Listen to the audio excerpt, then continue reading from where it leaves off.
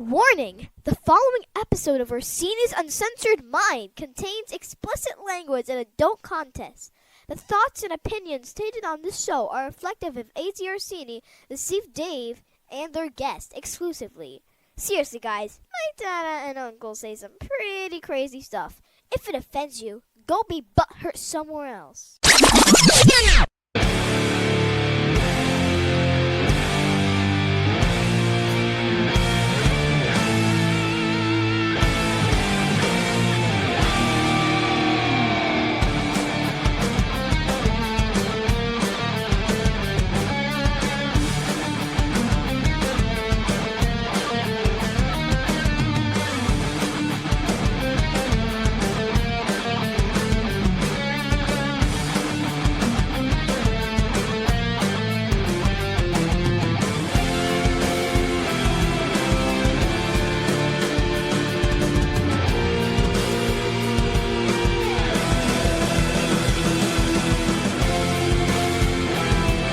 Welcome to Orsini's Uncensored Minds, and now your host, AJ Orsini with Dave.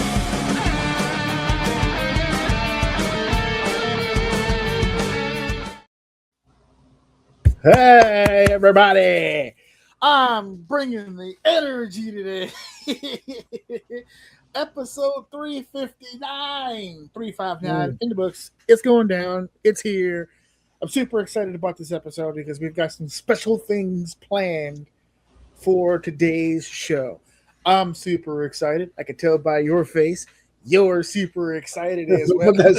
Don't put that shit on me, Ricky Bobby. Don't put that on me. Nope. So my ass in here today, boys. You did what? You dragging your ass? I dragged my ass in here today, boys. But we here. Oh. We here. One of those days, huh? One of those days. Man, fuck. It wasn't a business venture that got you there, right? You didn't run into another Nobles, did you? No. See, that would have been more fun. This is just like normal day-to-day shit. Oh, so okay. It's not as fun. It's not as fun to rant about. But yeah, we here now. It's not as sexy as pointing to somebody else, and you're like, oh. Listen. All right. Hey, listen. All I got to say is, for those who do daycare, I get it. I fucking get it. I get it. You will not get judgment from me. Ever. I don't think you need to say the rest. That's it. Oh, everybody else, you get it. Listen. Whew. It's a different ball game when you visit somebody's house and then you kind of babysit for a few hours and then you get in your car and you drive off. Mm-hmm. To, like, they're all there all the fucking time. Oh, fuck. I can't go nowhere. I live here. Yeah. Mm-hmm. Sometimes I tried to pull that trick. I'm like, well, it's getting late. I'm going to have to take off. Oh, you live here? Ah, fuck. Never mind. I guess I'll just go to the kitchen there and get something to drink to dull this pain. Well, my shift is almost over. My little guy is turning into a big guy, and he's pissing me off more and more each and every day. Each and every day, he finds a new and impressive way to piss me the fuck off. You pissing me off. Like an hour before we went on the air when I texted you, because we paid a certain amount of days for him to do Taekwondo classes, which he was all on board for when we started this bitch. And as per the usual with my boy, he wants to do it until he starts doing it, and then he don't want to do that shit no more. Well, you didn't pay for the fucking classes. You're not the one eating the goddamn money, so we go into these motherfucking classes. So what we decided to do is that we were going to load up toward the end so he could get done faster, because it's about to be summer break. Then he don't want to have to deal with it. Nothing. We have a rule in this house when it comes to him. If you bust your ass during the regular school year and the regular season of having to do all your type of shit, we give you a reprieve over the summer. You get to be a kid over the summer.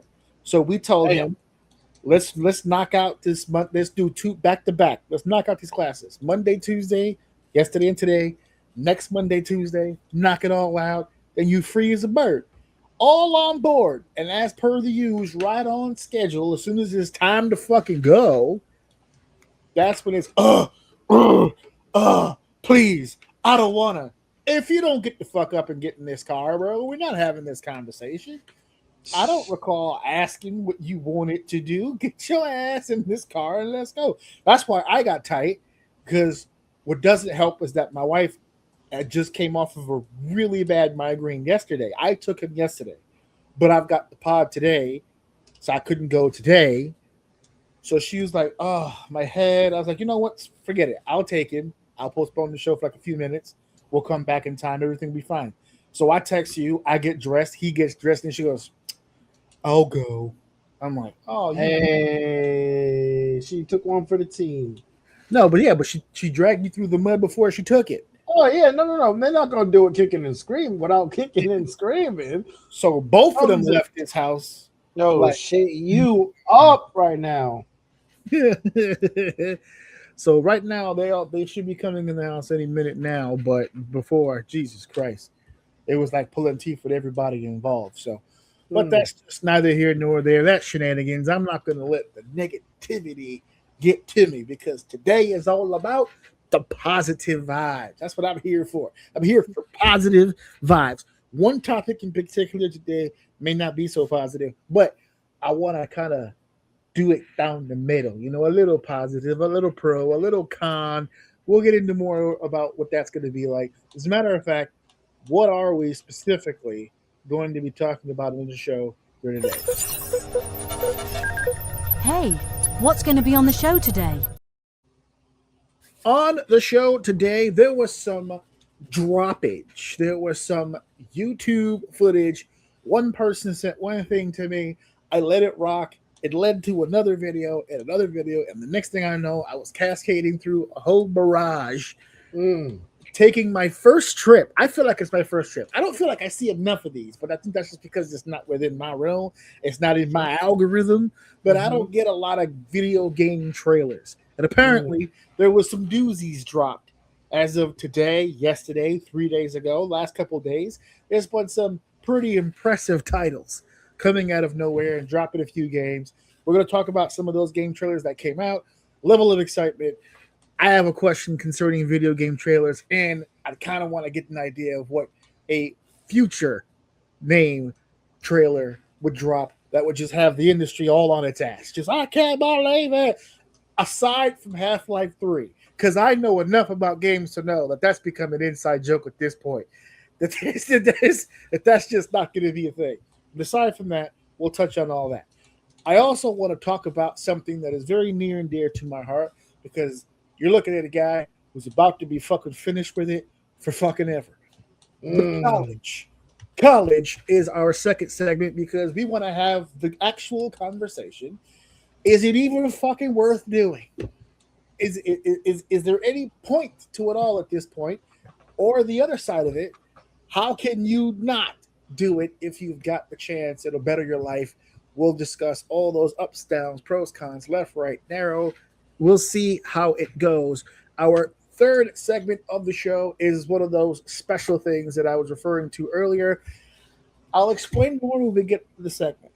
But we're going to do a watch-along today. And we've done watch-alongs on the show before, but in the past, we did audio watch-alongs. We didn't show the footage because they were predominantly footage from other companies, and we didn't want to use any of that footage in fear of either being copy-stricken or getting one of those cease and desists. So we talked about it. We had it on. We gave you guys timing cues. Well, today, we're doing a watch-along with the video actually in the shot. So you're not going to have to time where to play it. It's going to be on the shot. We're going to call it like we see it right here on the screen. And I have absolute permission to use this footage because it's my fucking footage. It's an old match from many, many moons ago, but it happens to be one of my favorite matches. And to be honest with you, I don't feel enough people have seen this match because it's really, really cool. And it's not an hour-long match, which is even fucking better.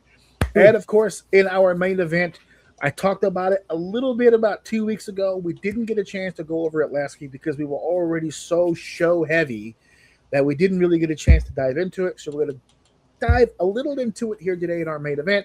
The WWE's King of the Ring tournament has begun. This is the second year in a row they've used this weird ass format. I'm not a fan, but I am a fan of both who's in it and what could come from it. We'll talk more about that in the main event. Now, before I hit segment 1, count it up, boys. 359 was the episode where this started. We got a bonus topic. I didn't send this to you because I don't feel like I'm going to be spending too much time on this. Actually, a few minutes will do. I just want to get it off my chest because the news just keeps pushing it on me, and it's so close to home. I don't feel like I can go through the whole show without talking about it, and it's this. Just for a fucking second, I'd like to talk about this. And it's got nothing to do with the game. It's got nothing to do with the game. If you're not a basketball fan, no worries. We ain't talking basketball. But the reason why I bring this up right here is because I'd like to be I already said it on social media, but I'm not a keyboard warrior. I'm going to go ahead and look in the camera right here and say it straight up where everybody can see me playing this goddamn day and can hear my voice. If you were a part of the Bryant Park madness from last night, not around the game, not around the building, because a lot of the security around the building didn't allow for a lot of people to come through. It's a secure area due to the attendance of President Trump. So they had that whole place locked down. So there was no official watch party by the Garden, but they had an unofficial one at Bryant Park. At actually a couple locations. One at Central Park, there was one uptown, one downtown. They had a couple. If you're one of the individuals that happened to be at Bryant Park last night, and you were a part of what I labeled here to be the madness of everything that took place, I would like to say on behalf of everybody with at least 3/4 of a brain, go fuck yourself. You are a gigantic piece of shit. Your mother should have swallowed you. Or at the very least, Dad should have followed through with at least just the foot rub and left Mom alone. The fact that we have to deal with you in this society is fucked up. Now, I'm not singling out New Yorkers on this. Personally, I feel like every city has a bunch of assholes, just like you. For the people who win Super Bowls or win World Series or win Stanley Cups and then proceed to destroy their fucking city. When they lose big games and then proceed to destroy their city. I don't think those people should be included or should be involved in anything remotely close to what could be described as a sports fan base. I think it's just a bunch of dickheads and assholes who happened to have stumbled upon a sports jersey that they were wearing and just were looking for an excuse to do stupid shit. And last night, a bunch of motherfuckers did some stupid fucking shit.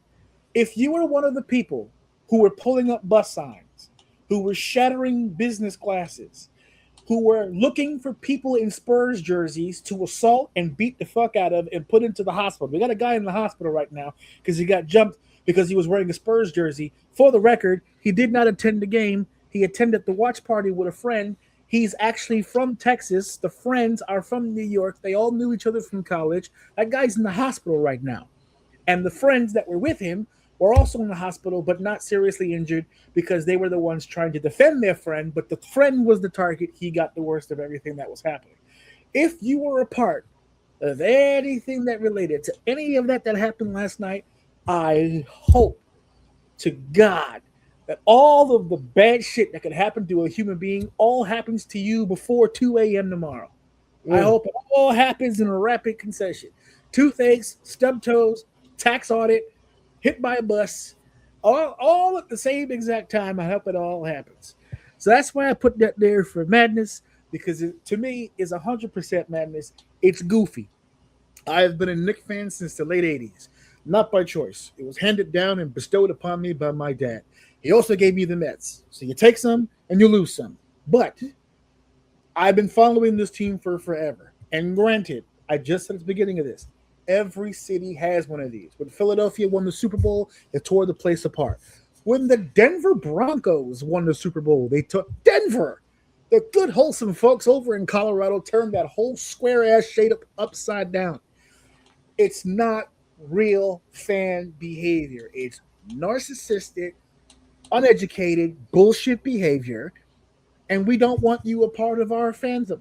We don't want you to wear the jerseys. I don't give a fuck how long you've been waiting for a championship. Everybody who has watched the Knicks since the early 80s all the way to today has all waited. And you don't see any of us out there fucking with people and fucking shit up. You're not Especially committed. since, yeah, oh no, maybe I'm not that committed, I guess, but especially since we're still up in the series 2-1 with a home game left to have in the game was yesterday, so tomorrow. Now, here's the last part I'm going to say, and hopefully the fuckheads that were involved in last night's melee will understand the bigger picture They won't. of what you actually did last night. Because the people who were involved in all that Bryant Park bullshit last night, I can assure you, are far too poor to go to San Antonio, Texas, and go see Game 5. They're not going to Texas. As a matter of fact, all the people that were in that park couldn't afford to go to the game when it was in New York. So I know they're not going to Texas, okay? And the reason why I bring that up is because there are going to be Knicks fans that go to Texas. And eliminating Florida for just a second, if there is a group of people that you don't want as an enemy in the sports world, it would probably be the good, wholesome, firearm carrying Texans out looking for New Yorkers. Because that's what you did. The people who will go to San Antonio to go see Game 5 were not at Bryant Park last night. But because of those actions, because you took it out on those Texans specifically, that means Texas is going to be looking for New Yorkers. That's what it's in all the comments and all the videos. Everybody's just licking their chops. Ooh, I can't wait till these bitch ass motherfuckers come to San Antonio. So good job, everybody. You fucked over good, wholesome people that you probably look in the face and call brother because they're from the same city as you, but you fucked them over because of your goofiness.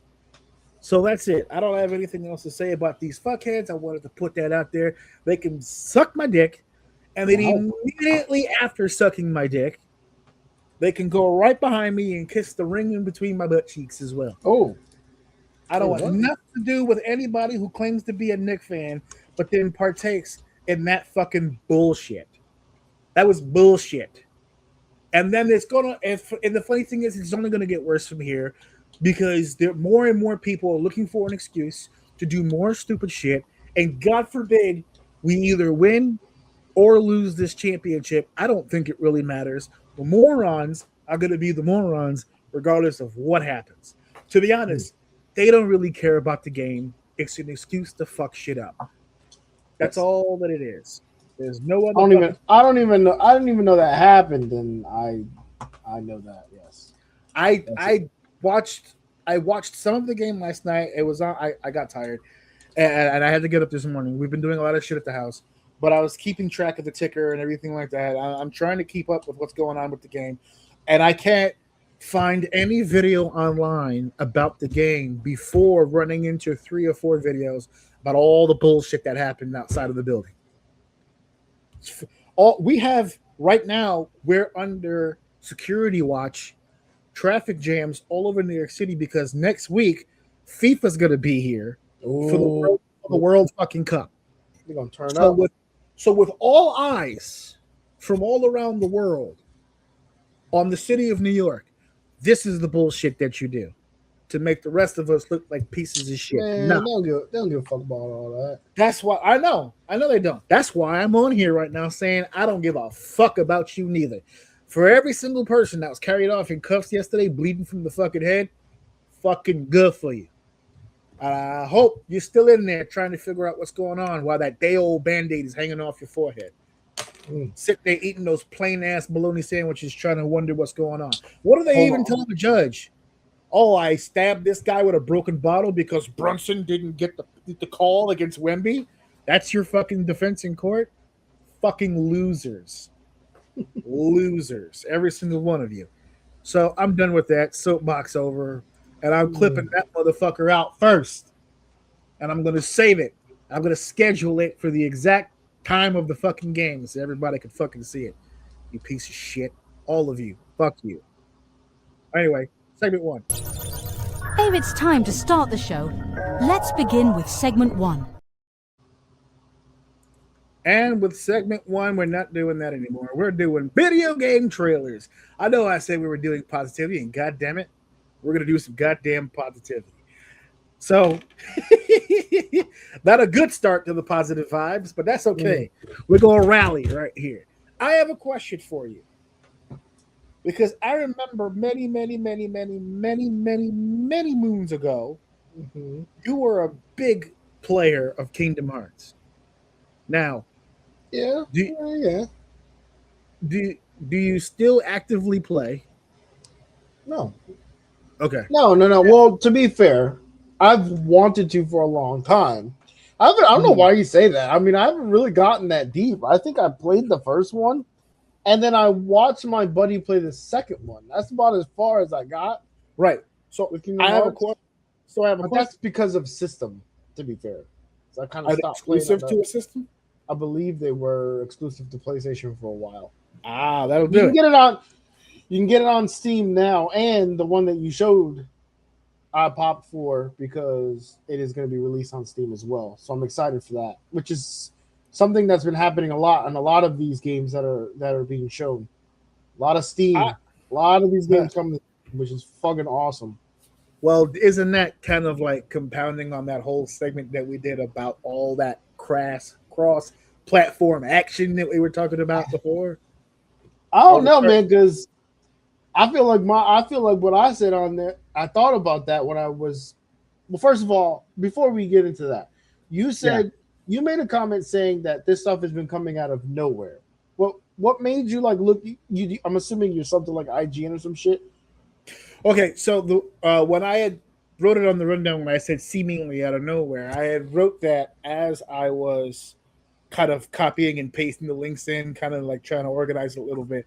Mm-hmm. When I started, I still don't know the exact reason, but I started looking through IGN because I started realizing that a lot of the trailers that I was looking at all were coming from IGN. So I went to IGN's video channel and I started noticing 35 minutes ago, 1 hour ago, 2 hours. I'm like, these are all new trailers coming out like today. Conventions. So like, there's a bunch of conventions that just happened. Yes. That's what I was starting to put together because there was also some Nintendo Switch exclusive content coming out. And then I saw Xbox had one, I think, on the 7th. Summer Games had one. And then on not even the big ones, there was a bunch of like smaller ones that were happening as well. So if you go on Steam right now, you click into one of the banners and it'll bring you to a list. Because as they went through those, a lot of them were wishlist now on Steam. So basically anything that was wishlist now on Steam that was mentioned at all recently, you go in there and it has all the games there that you can kind of look at and put them on your wish list and stuff like that. So that's why I asked, because I assumed you weren't aware that those things were happening. No. Okay. I started putting it together after a certain amount of videos when I started seeing Nintendo say convention exclusive or like release exclusive or whatever the jargon was ended up being. Then when I saw Sega release trailers, I went, "Oh, this is okay. This is big." Okay. The crazy shit is that the one I popped for, because I was able to watch the Summer Games. The Summer Game Convention where they announced the Final Fantasy, I forget the name of it, Resurgence or Resonance, like that. But when the one that they announced that on, I was watching that one, and I think so. No, I'm bugging. That was Nintendo Direct.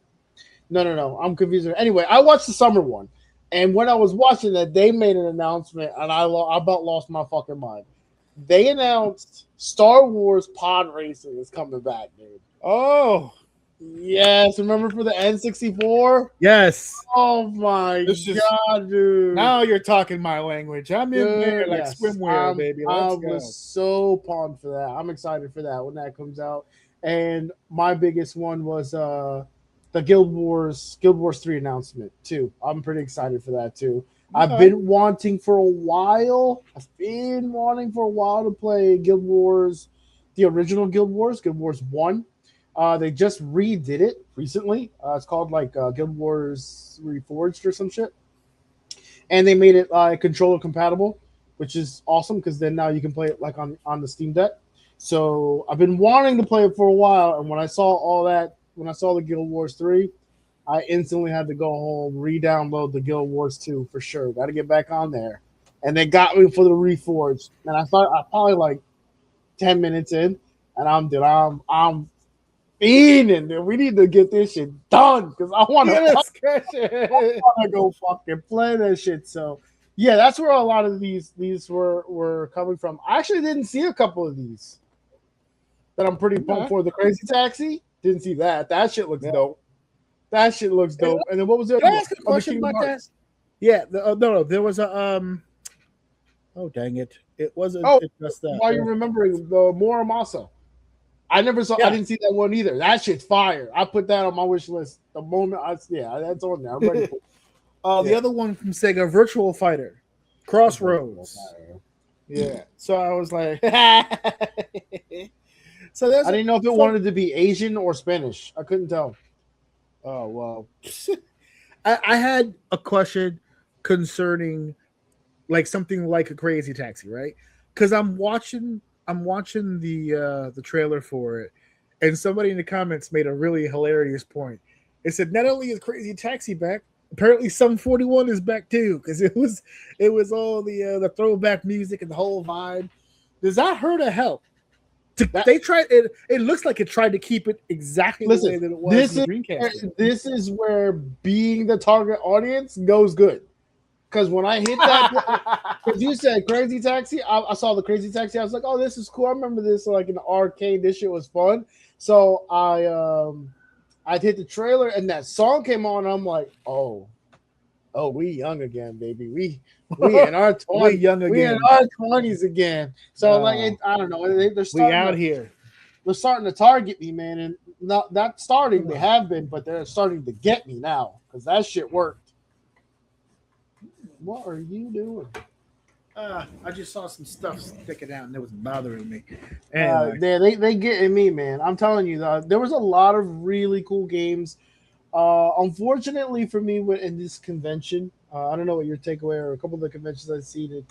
I don't know. I just feel like there's like I just didn't realize how many games like aren't for me. Some self-realization. Imagine you go to WrestleMania both nights, and you only like 2 matches.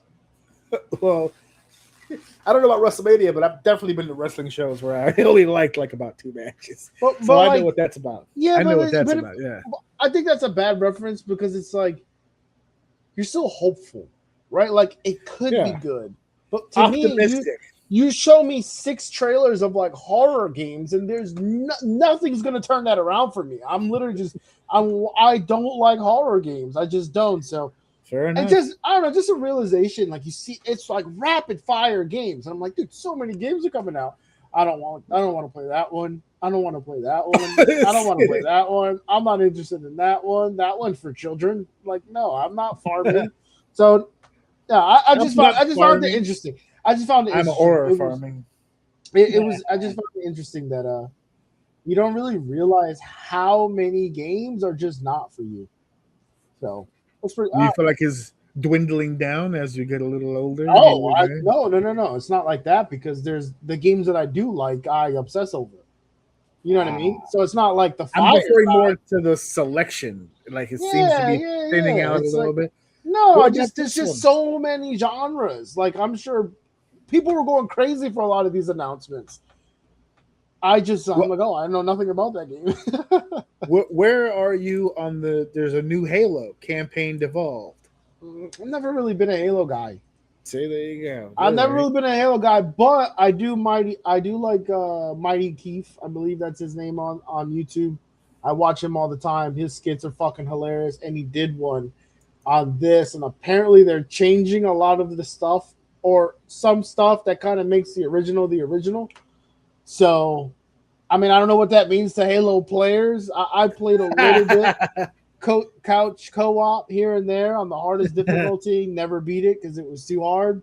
So I Yeah. mean, I know of it. I do enjoy playing. I do when they came out with the online, I was absolutely terrible.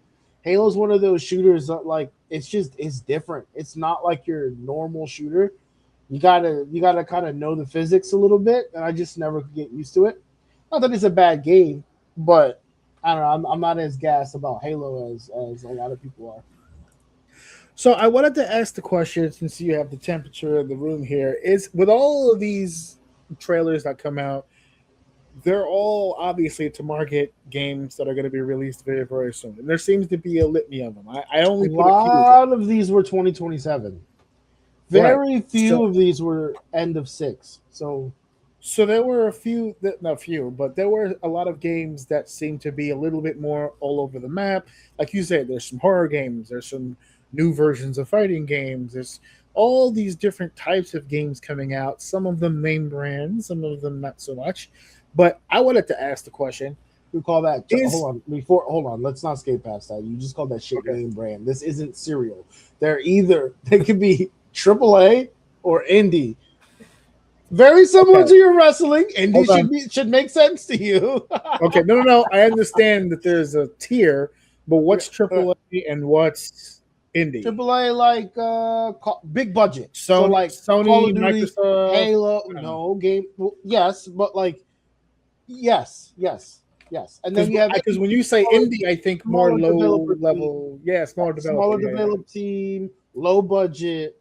Sometimes can range from like 3 to 5 people versus, like you said, a Yeah. Sony where they have like Like a consumer hundreds, line. thousands of people Yeah. who work on the same stuff. Yes, Seems nowadays like the indie level is the way to go. There's a lot of people 100%.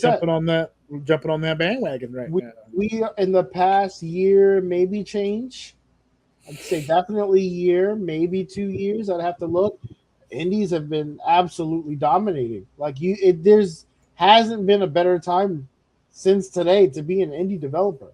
I mean, some of the on the summer jams they showed, they were making mention to some indie games, new indie games coming out, and they were like, what was it? Oh fuck, I forget the number. I think it was like well over 5 games or top 10 games or top 5 games. I'm sorry, I wish I could remember that made indie games that sold over 2 million copies. Hmm. So imagine a team of 5, 2, or hell, even what's the fucking drug dealer game? They sold over 2 million copies. God, what is that? Fuck, dude, I'm so mad. I'm gonna look it up while we're talking because I'll bring it up. But he was a solo developer. Now, I believe he commissioned a lot of work, from my understanding, but he literally wrote the entire game, the code and everything, and then he just kind of outsourced some of the stuff. He commissioned some of the things like he couldn't do, but he's the main creator of the game, and that game sold well over 2 million copies. So Hmm. yeah, it's a great time to be an indie developer. I mean, the indies are in the spotlight right now.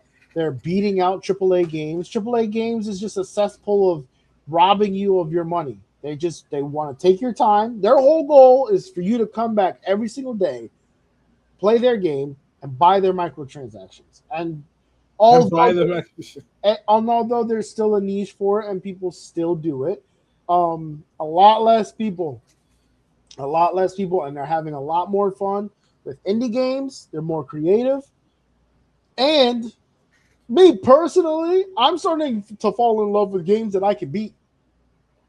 And I don't mean difficulty wise. I mean like there's an actual end to it. Like to the point where it's like, oh, I can keep playing and get a little bit more stats or whatever the case may be. I mean like, congratulations, you beat this game. I've been playing a lot of clicker games where it's like a roguelite. It basically just you repeat the same task over and over, you get skills, whatever, but there's an end to it. It will end eventually. You become overpowered, you do things really, really quickly, and then that like it's like a slow build, and then at the end you get this burst of strength where like you destroy it, and then it's like, congratulations, you beat my game. Thank you so much. And I'm like, yeah, okay. Thanks for Fucking your $5 money. I've ever spent my whole life. You know what I mean? So indie games How are the truth right now. I have how I understand all that, and all that sounds amazing, but I'm curious how, if they're indie developers, because when we did the Game Changer series and we did High Score, a lot of those stories that we heard about developers, they all started small, but the goal was always to get either to a big company or to make their company the big company, right? Like Sure. we heard about Activision when the four guys left, created Mm-hmm. their own thing, it became this multi blah blah blah blah. So my question is, if they want to be indie developers, and now we're in a generation and a time period where some of them strive to be just that. They don't really have an interest in being part of the machine, so to speak. How do they fund it? Is it Well, I mean, just like anything else. Like, I mean, I'm sure they have jobs. Like some of these people, some of these people work at a place and then they just do their side hustle on. They just create their game on the side.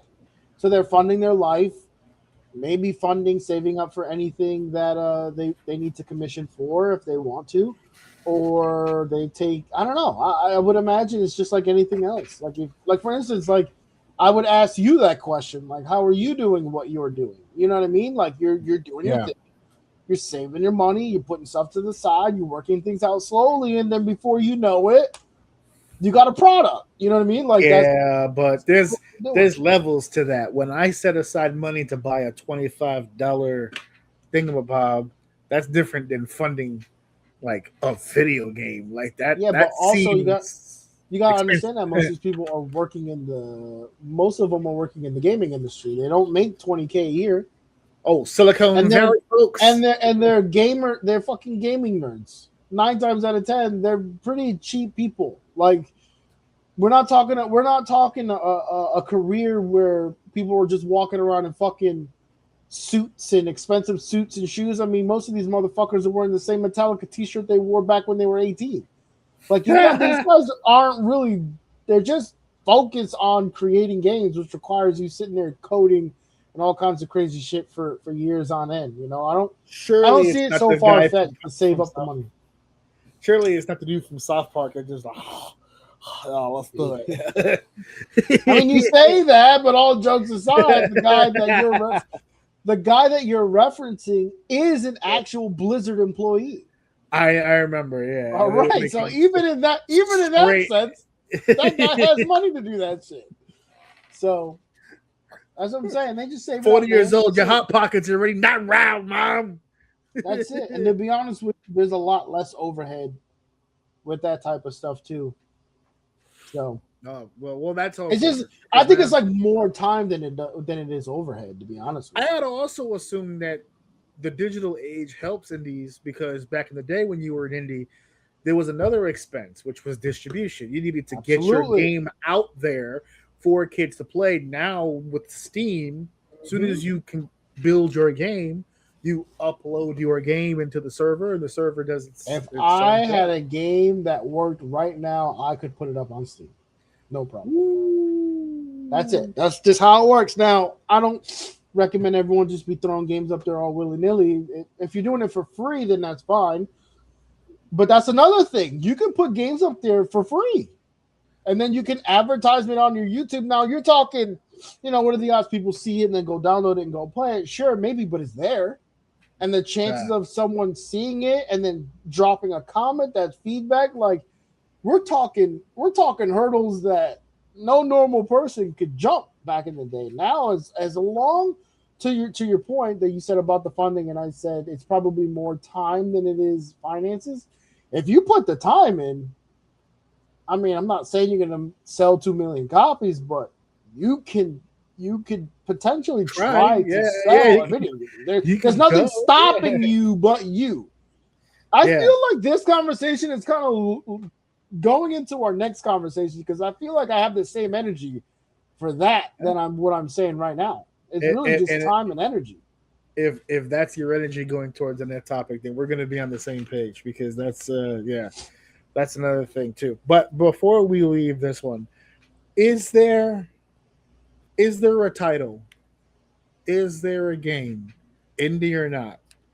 Is there a game right now that if they drop the trailer tomorrow, collectively the internet would just be like, oh my God, I didn't see this coming. I can't believe they actually put this together. Is there something that could kind of send shockwaves through the gaming industry right now if it just dropped and just surprised the hell out of everybody. I feel like I know Guild Wars 2 isn't nearly as big as an MMO as it's seen to be, but I feel like that Guild Wars 3 trailer was somewhat that, at least in my world. But again, this is the problem with when it comes, if you're a gamer and you know people who aren't gamers and they know you're a gamer, they're just gonna assume you like video games. But in reality, video gaming is so large that and diverse. Even announce in my brain, announcing when GTA 3 was announced, I don't even think it necessarily made a shockwave in the industry. It did, it was huge, but my point is, as big as there are people who don't give a fuck about GTA. And I'm not talking about 1, 2, or 3 people. I feel like the amount of people that don't give a fuck about GTA is close to, if not more, than the people who do give a fuck about GTA, which means something because people won't shut the fuck up about GTA. So it's, I don't know if it's just me overthinking the question, but GTA is one of them. But I feel like that the gaming community is so diverse that it actually goes the opposite way.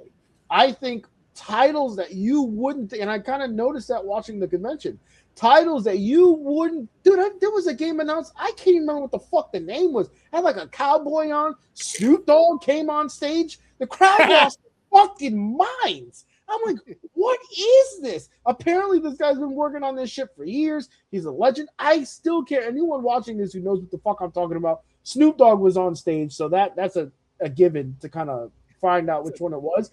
The crowd lost their mind. I literally said to myself out loud, either this game is way bigger than I know, or there's someone like behind the camera with an applause sign, because this crowd is going nuts. But to that point, it's so diverse, dude. Even anything niche will explode the crowd and have the internet going because they're so excited for it coming out. I kind of feel like, based on what you just described, it would be very interesting to put a Final Fantasy player, a Tekken player, and a 2K football player in the same room and go, I'm the gamer, they're not gamers. No, I'm the gamer, they're not really gamers. No, I'm the gamer, they're not really gamers. I don't think that's the thing. There's a mutual respect. You know when someone is a gamer. Mm-hmm. There is a difference between someone who plays video games and someone who is a fucking gamer. Like, live that shit. Like, as soon as we're done here, you know exactly what the fuck I'm doing. like that's what I'm doing. I can't wait to get off this motherfucker to go finally. You know what I mean? Like, yeah. You and those people, no matter what you play, you got respect for that person, for sure. Okay. Well, at least it's a more friendlier community than some of the other ones. Oh, well, don't go that far. Don't go that far. So what is the line of the sand then? Where is the complication? There is none. It's complete anarchy. You just gave an example about how there's mutual respect, but it's pure anarchy at the same time. Yeah, amongst the normies. Like if we're in a summer jam or something like that, or whatever you want to call it, convention, and there's a bunch of casuals and hardcores and all stuff like that. I mean, they're still gamers in their own right, but there's a big difference between someone who says I don't even have to explain this. You guys as wrestling fans know the difference between someone who's a wrestling fan and someone who just, I watch wrestling. Oh yeah, when's the last time you watched wrestling? Oh, what was it? I think Stone Cold was pretty cool, right? Like Stone Cold, he's still doing things. You laugh because you know exactly what the fuck I'm talking about when you say that. Yeah. Oh, you play? Oh, I love Spyro the Dragon. That was so much fun. Yeah, dude. When you were fucking I'm a fan guy myself. Yeah. You play video games? I love video games. I love Crash Bandicoot. Yeah. Oh, I love it. It was so good. What about if they do something more modern, where it's like, hey, do you like video games? Oh yeah, I Candy Crush all the time. He's like, I don't All know. right, no. All right, I'll give you a shot. What stage you on? Yeah, What stage you on? Are you in the thousands? Because if you're not, then you ain't really gaming. yeah. You Where play, you are play that shit on the are you bus. really Candy Crushing? Yeah, Hello, yeah. No, you ain't Candy Crushing shit. Yeah, you're cash, fucking cash. fucking cash. Oh right. Well, there's some more stuff dropping pretty soon with IGN. Like I said, all of the video game YouTube channels right now IGN is are, hilarious. That's the one are that getting. so that's so funny. That's what you're getting your fucking news from. No, that was what was. I was sent one trailer, which was the Okay, Kingdom Hearts. you were saying. I thought you said you were. I thought I said you follow IGN. I don't I was even about to follow say, oh, IGN. No, okay, buddy, fair enough. a buddy of mine sent me Kingdom Hearts 4, and then related video. I started realizing I was like, oh my god, there's all these new trailers. Apparently, they all came out like today. Fair So, enough. Fair enough. I know better than to follow IGN. Jesus Christ. All right, we're getting on to the next segment. Let's keep this show going. It's time for segment 2. So, we opened up the show about me talking a bunch of goddamn mouth-breathing, knuckle-dragging idiots who I'm pretty sure won't be paying attention to this next segment because none of them qualify. But college, college, down here at the goddamn bottom right here, is college worth it? Now, I bring this topic up because I am at the end of a very long, very expensive tunnel. I have the benefit of being involved with the education field. They helped pay for my bachelor's degree. I still had to pay out of pocket for a lot of it. But the key to that whole plan is I did whatever I could to not get a loan.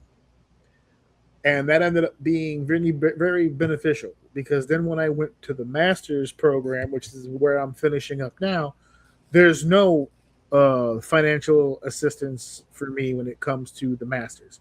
That's all you got to pay for that shit. So because of all the time spent saving up money, whatever, I was able to pay for all that.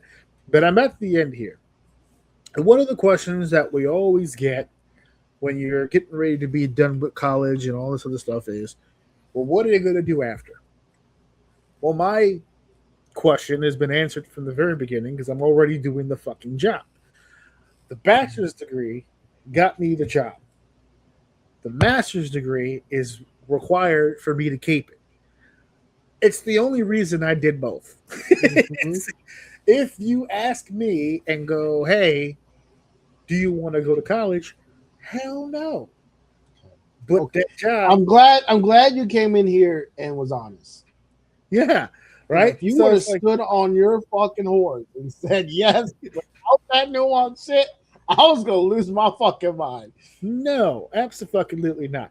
And to be honest with you, I don't personally know anybody, and I've been to several colleges who literally will sit here and go, oh, I just wanted to take a subject because I was curious about it or I wanted to learn about it. I'm sure that there are. I'm not going to completely rule everyone out based on the small circle and sample size that I've seen. But I do know that there are far more people who are in college right now who have absolutely no fucking desire to be in it. But it's the way of the world here in the United States of America and in most countries around the world. They want you to get a college education. Now, the question, I think, is the college worth it? If we're going to have a solid conversation about whether or not college is worth it, we have to discuss the it. What's it? What are you expecting to gain from both your time, effort, and money from college? What are some of the most popular answers to that question? Well, the first one off the top, number one answer on the board, Family Feud style, when you talk about what do you want to get out of college, is what? A good paying job. That seems to be number one on the board. Everyone goes, well, if I want the good paying job, I got to go to college, I got to get the degree, and then they'll hire me and go to the good paying job. But the question that follows, what do you want from college, is it possible to get the good high paying job even with the degree? And I feel like that has mixed responses from people. It is to answer that question. It is, but here's the problem. The big problem is that a lot of people don't realize is that back in the day, the degree is what got you the job, which then in fact got you the experience. So the person without the degree couldn't even apply. You couldn't apply.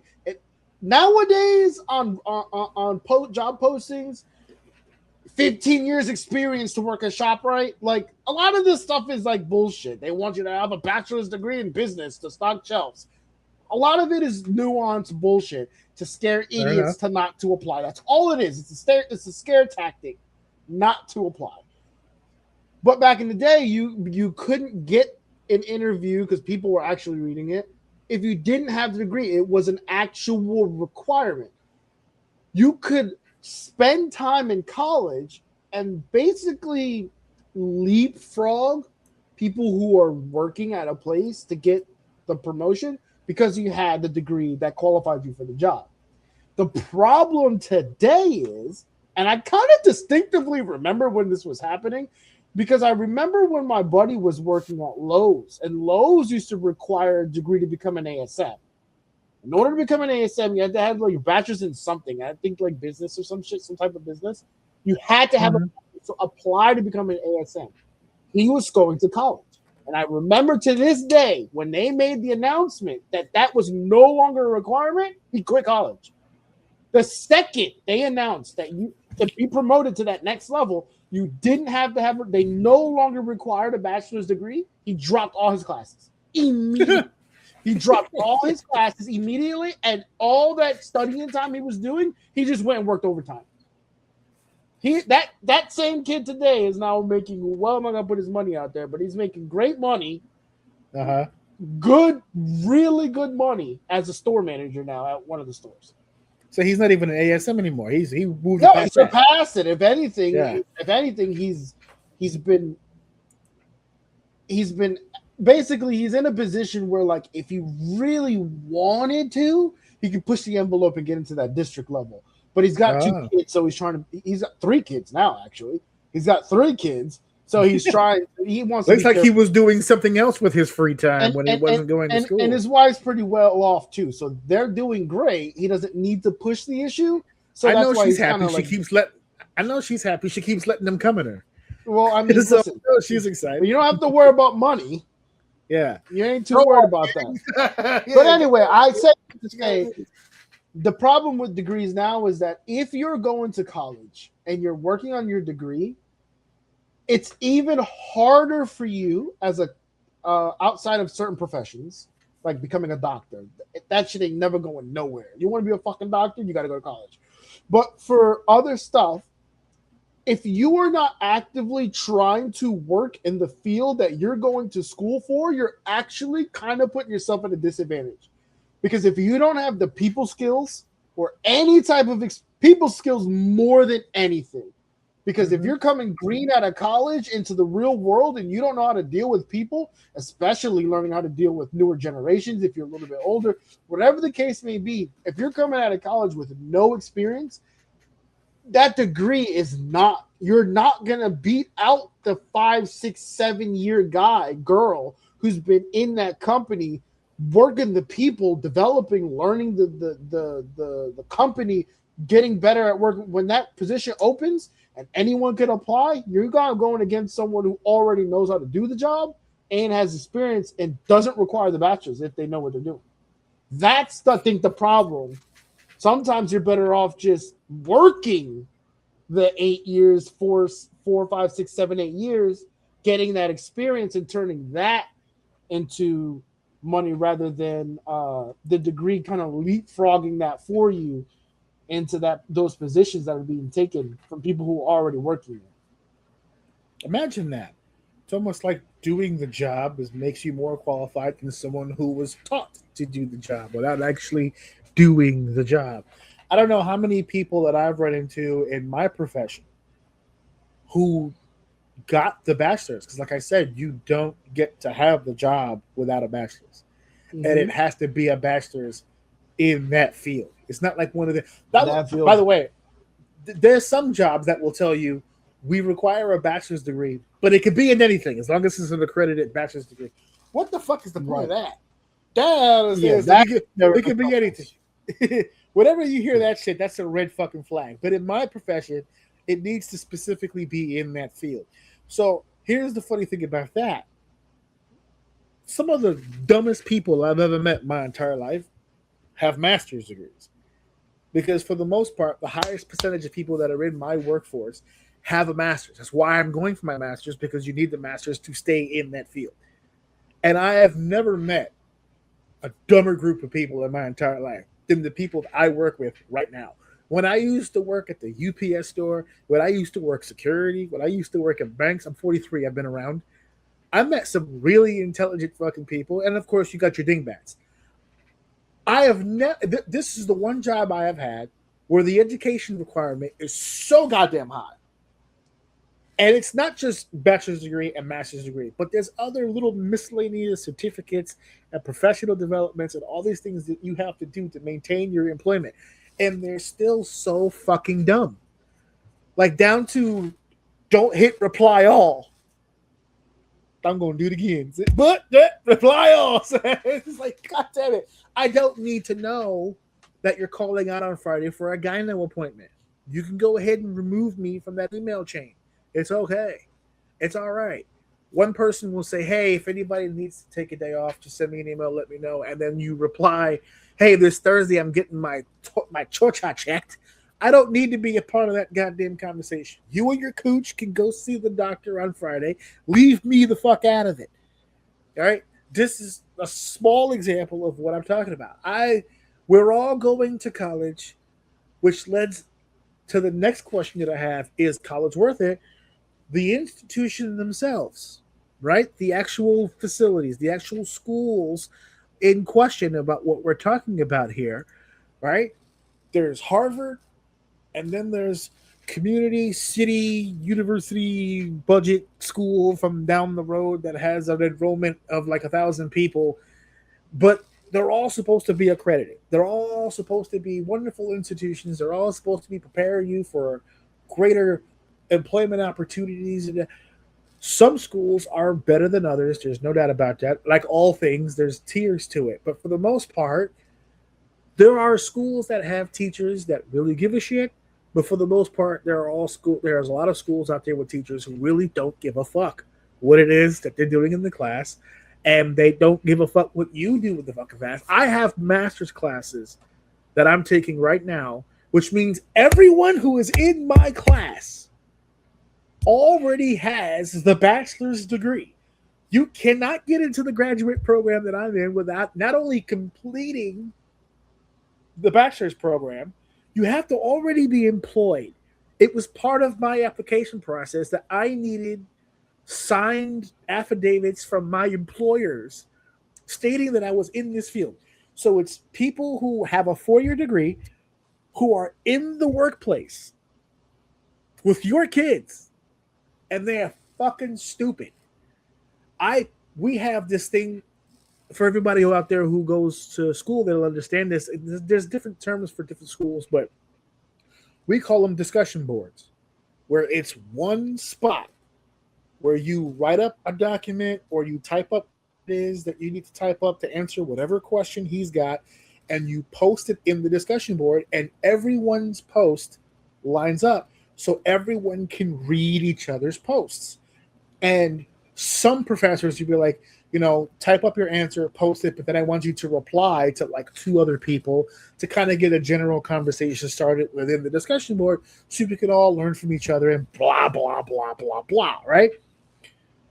So not only do we see what everybody else is posting, but we now have to respond. And when I tell you that I have busted my head trying to be nice in some of these fucking responses, because you'll have the one person who wrote a dissertation. It's like 16 paragraphs worth of shit. And then you'll have the one person, hey, this is Mike. I read the article. It was dope. Check out my Instagram. And it's like, what the fuck is this? And we can't see what the grades are. We just know that's what they posted.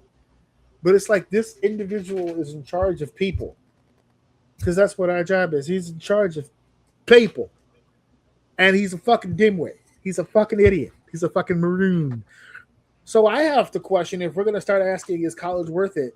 I got to start questioning these institutions because there are people who go to Harvard who are like, it was fun, I guess, to go, but I didn't, once I got into the field, I really started learning what it was that I needed to know. Harvard. My wife says this all the time. She graduated from St. John's. She did 4 years at St. John's. She did 2 years at Hunter College here in New York. She tells me up and down, I learned more in those 2 years at Hunter than I did in all 4 years at St. John's. And I concur because I'm about to finish 2 years of my master's, and I learned more in my master's program than anything that I learned in the 4 years at my other college when I went from my bachelor's. So it really is, to me, like, you got to do your homework. Like, if you really want to walk away knowing something, forget the job opportunity. But if you want to develop some sort of knowledge of any kind, you got to do the research and you got to really find the right spot because most of the time these people are. You ever seen the Back to School when the guy comes in with the suntan lotion and puts his feet on the table like this? He's like, all right, everybody open up those textbooks and then throw them out the window because we're watching National Geographic on YouTube. Let's go. And that's it. Look, I'm wearing my PE shirt right now. See? If at first you don't succeed, try doing what your PE teacher told you to do the first goddamn time he told you to do it. And yes, I did wear this to work today. So everybody can see what that is. So your thoughts on the institution thing, about the ups and downs and all these different like what are your experiences with? Have you ever really met a teacher where you're just like, yeah, he's cool? Or you ever met a teacher and just went, oh, this guy is a I don't really like teachers too much, personally. You make a general rule for everybody. There's a handful, I even hesitate to say handful, maybe one that distinctively pops up in my head that was pretty cool. But other than that, I was one of those terrible students, man. I just didn't like being there. I was one of those, like, for instance, one of the videos you sent me, I can relate very much to was it that video? What the fuck was I listening to? I was listening to something where the guy was like, I got in trouble in school. It wasn't me. I was watching a video on something else. I'm programming. Okay. And the guy was like, he was like, I was one of those people that I have a hard time doing when people tell me what to do. So, like, he's like, I was terrible in school because of that, for one. But, like, I always want to do things different than the way people tell me to do shit. So he's like, he did a course, and he was like, I wonder if I can get a job off of just doing this course, right? It was a pretty sizable course, but he was like, he asked around, can I get a job with this? And everyone's like, absolutely not. You need more of like this, and this. And he was like, okay. And then he's just like, it didn't sit with me right. So I just went home and just created a CV and played the game. See, this is the people part of it. Play the game and just put the stuff on there that I know that I didn't sound stupid saying, and put my experience and stuff on there. And he said it took me a few months, but I got 4 hits, and on the 4th one, I got a job making $50K in in doing some type of programming for an IT company, right? So it was like, if I would have listened to them, I would have never got that job, but like I would have still just be in school right now. So I feel very much like that person where it's like I'm weird where like I always ask for advice, but like I never listen to it. It's like I'm asking you it's like I'm asking you your advice so that I know what not to do. It's weird. This is why I don't ask, like, try not to ask people shit, because it's weird. Because I'll ask someone something, they'll tell me, I'm like, nah, I'm gonna do it the other way. I'm gonna do it the other way instead. So it really just comes down to like the person, man. Like it being worth it comes down to you. If we're asking what, after 38 years of life and trying school multiple times, what I think people should do, if there's any young people watching this and you're unsure, that right there is your answer. If you are unsure, if you're not going, okay, I'm going to go to X school because I'm not great at learning on my own. I know I will procrastinate. I need the structure. I'm going to go to a community college and pick up some programming classes because I want to learn how to program, but I need that extra push. I need to be in the atmosphere to really learn. Otherwise, I'll just procrastinate and play video games. College is worth it. find it as cheap as possible, but college is worth it for that. But if you go, I don't really know what I want to do, maybe I'll do computer science and go for. Stop. Don't do that. Just listen. If you think you're interested in computers, you're better off going to get a job at Best Buy than going to college, because now at least you're exposing yourself to computers and electronics within its field, and then you're putting yourself around people, right? You'll work right next, if not in Geek Squad, you'll work next to them, and you'll meet Sean. There's always a Sean in fucking IT. You meet Sean, you kick it with him. Sorry, how hard is it to do? Dude, it's not hard at all, dude. I fucking drink chocolate milk back there most of the time. These people don't. Oh, you think you can get me? You know what I mean? Like, you don't get that, and now you're getting hands-on experience. You're getting exposure. You're talking to people. You're learning how to get yourself moved to a different department. That's way more valuable than bullshitting yourself going to an MS degree or going through a MS program or a bachelor's program for computer science when you know the second you hit calculus, you're tapping out. You already know that from Jump Street. The moment your curriculum is going to, and it will put you in front of calculus, you're done. You're wasting money, dude. If you're not sure, go get a job in something that you might be interested in. Like I said, Best Buy, electronics. The more specific a job you can get into to what you think you want to do, the better. But expose yourself to things and then later go towards the degree, because like I said earlier, the best thing you can do for yourself today is not only have the degree, but have the experience to boot. The experience is going to beat everything, no matter what, no matter who the fuck you are. I mean, obviously, unless you're talking about a doctor or a nurse or something like that. I mean, that's a little different, but still. Yeah. A college degree cannot make up for a lack of personal skills. Mm-hmm. If you're a shy, introverted individual, nothing wrong with it, but you're playing from behind the eight ball.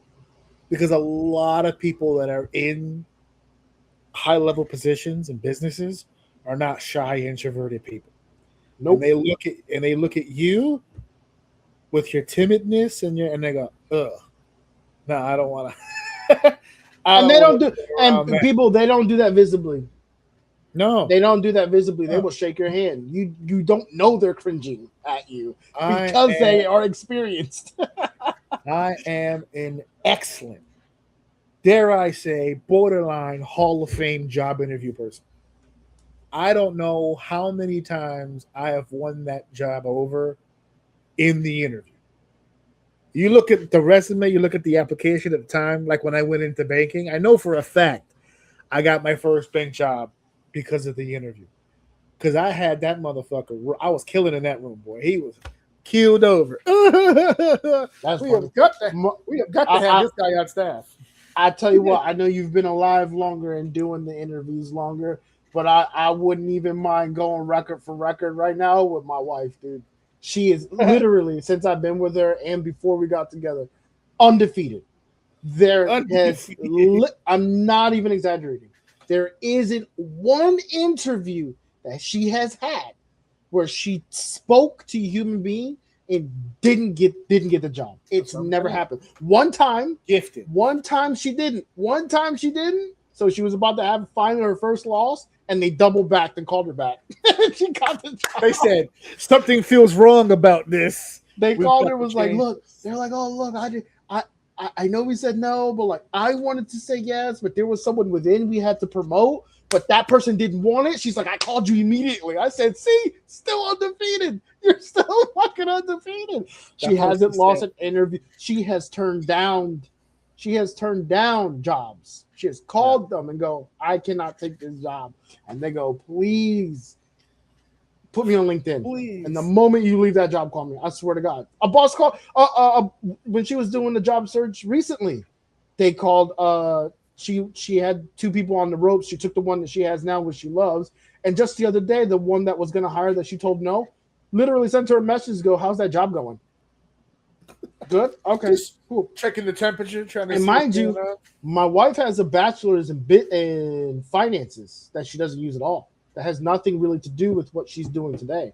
What she has today, I mean, she's in school. She's actually almost done her bachelor's in business now for her career. But she is what's getting her in her position today, which is an HRBP, which is a high position, is her people skills and experience. It's because her people skills and her exposure and her ability to eat shit and be in uncomfortable situations for so long, she was able, and her combined with her inhuman ability to interview, she got in front of these people and scored a fantastic job without the degree. Now, the moment they got her onboarded, or balls pulled her in and was like, yo, you got to get that. You got to get that degree. Like, I'm trying to get you more money. The only thing stopped me from getting you more money was the degree. And my wife was like, say less, I'm going to be done this year. So her boss was like, perfect. We'll see you on your 1 year review. You know what I mean? Like, Yeah. There were people who worked at that job who tried to apply, but because she had the people skills, because she had the experience, and she's working towards the school was always important to her, but like it wasn't the thing that got her the job.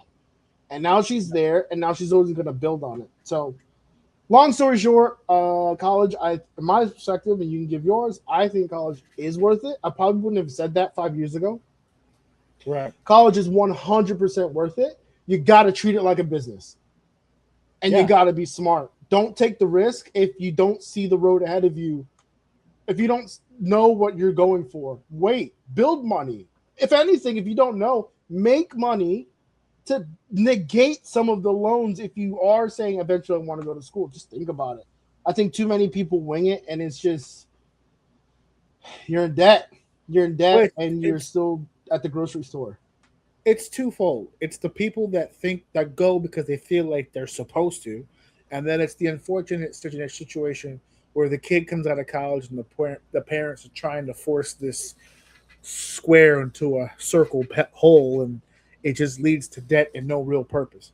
That was one of the things that I always gave my mom credit for, is that she desperately wanted me to go to college, but there was really no point in me. I didn't know what I was doing. I didn't know where I was going to go with it. I didn't have a fucking plan, and we didn't have the money to go in the fucking first place.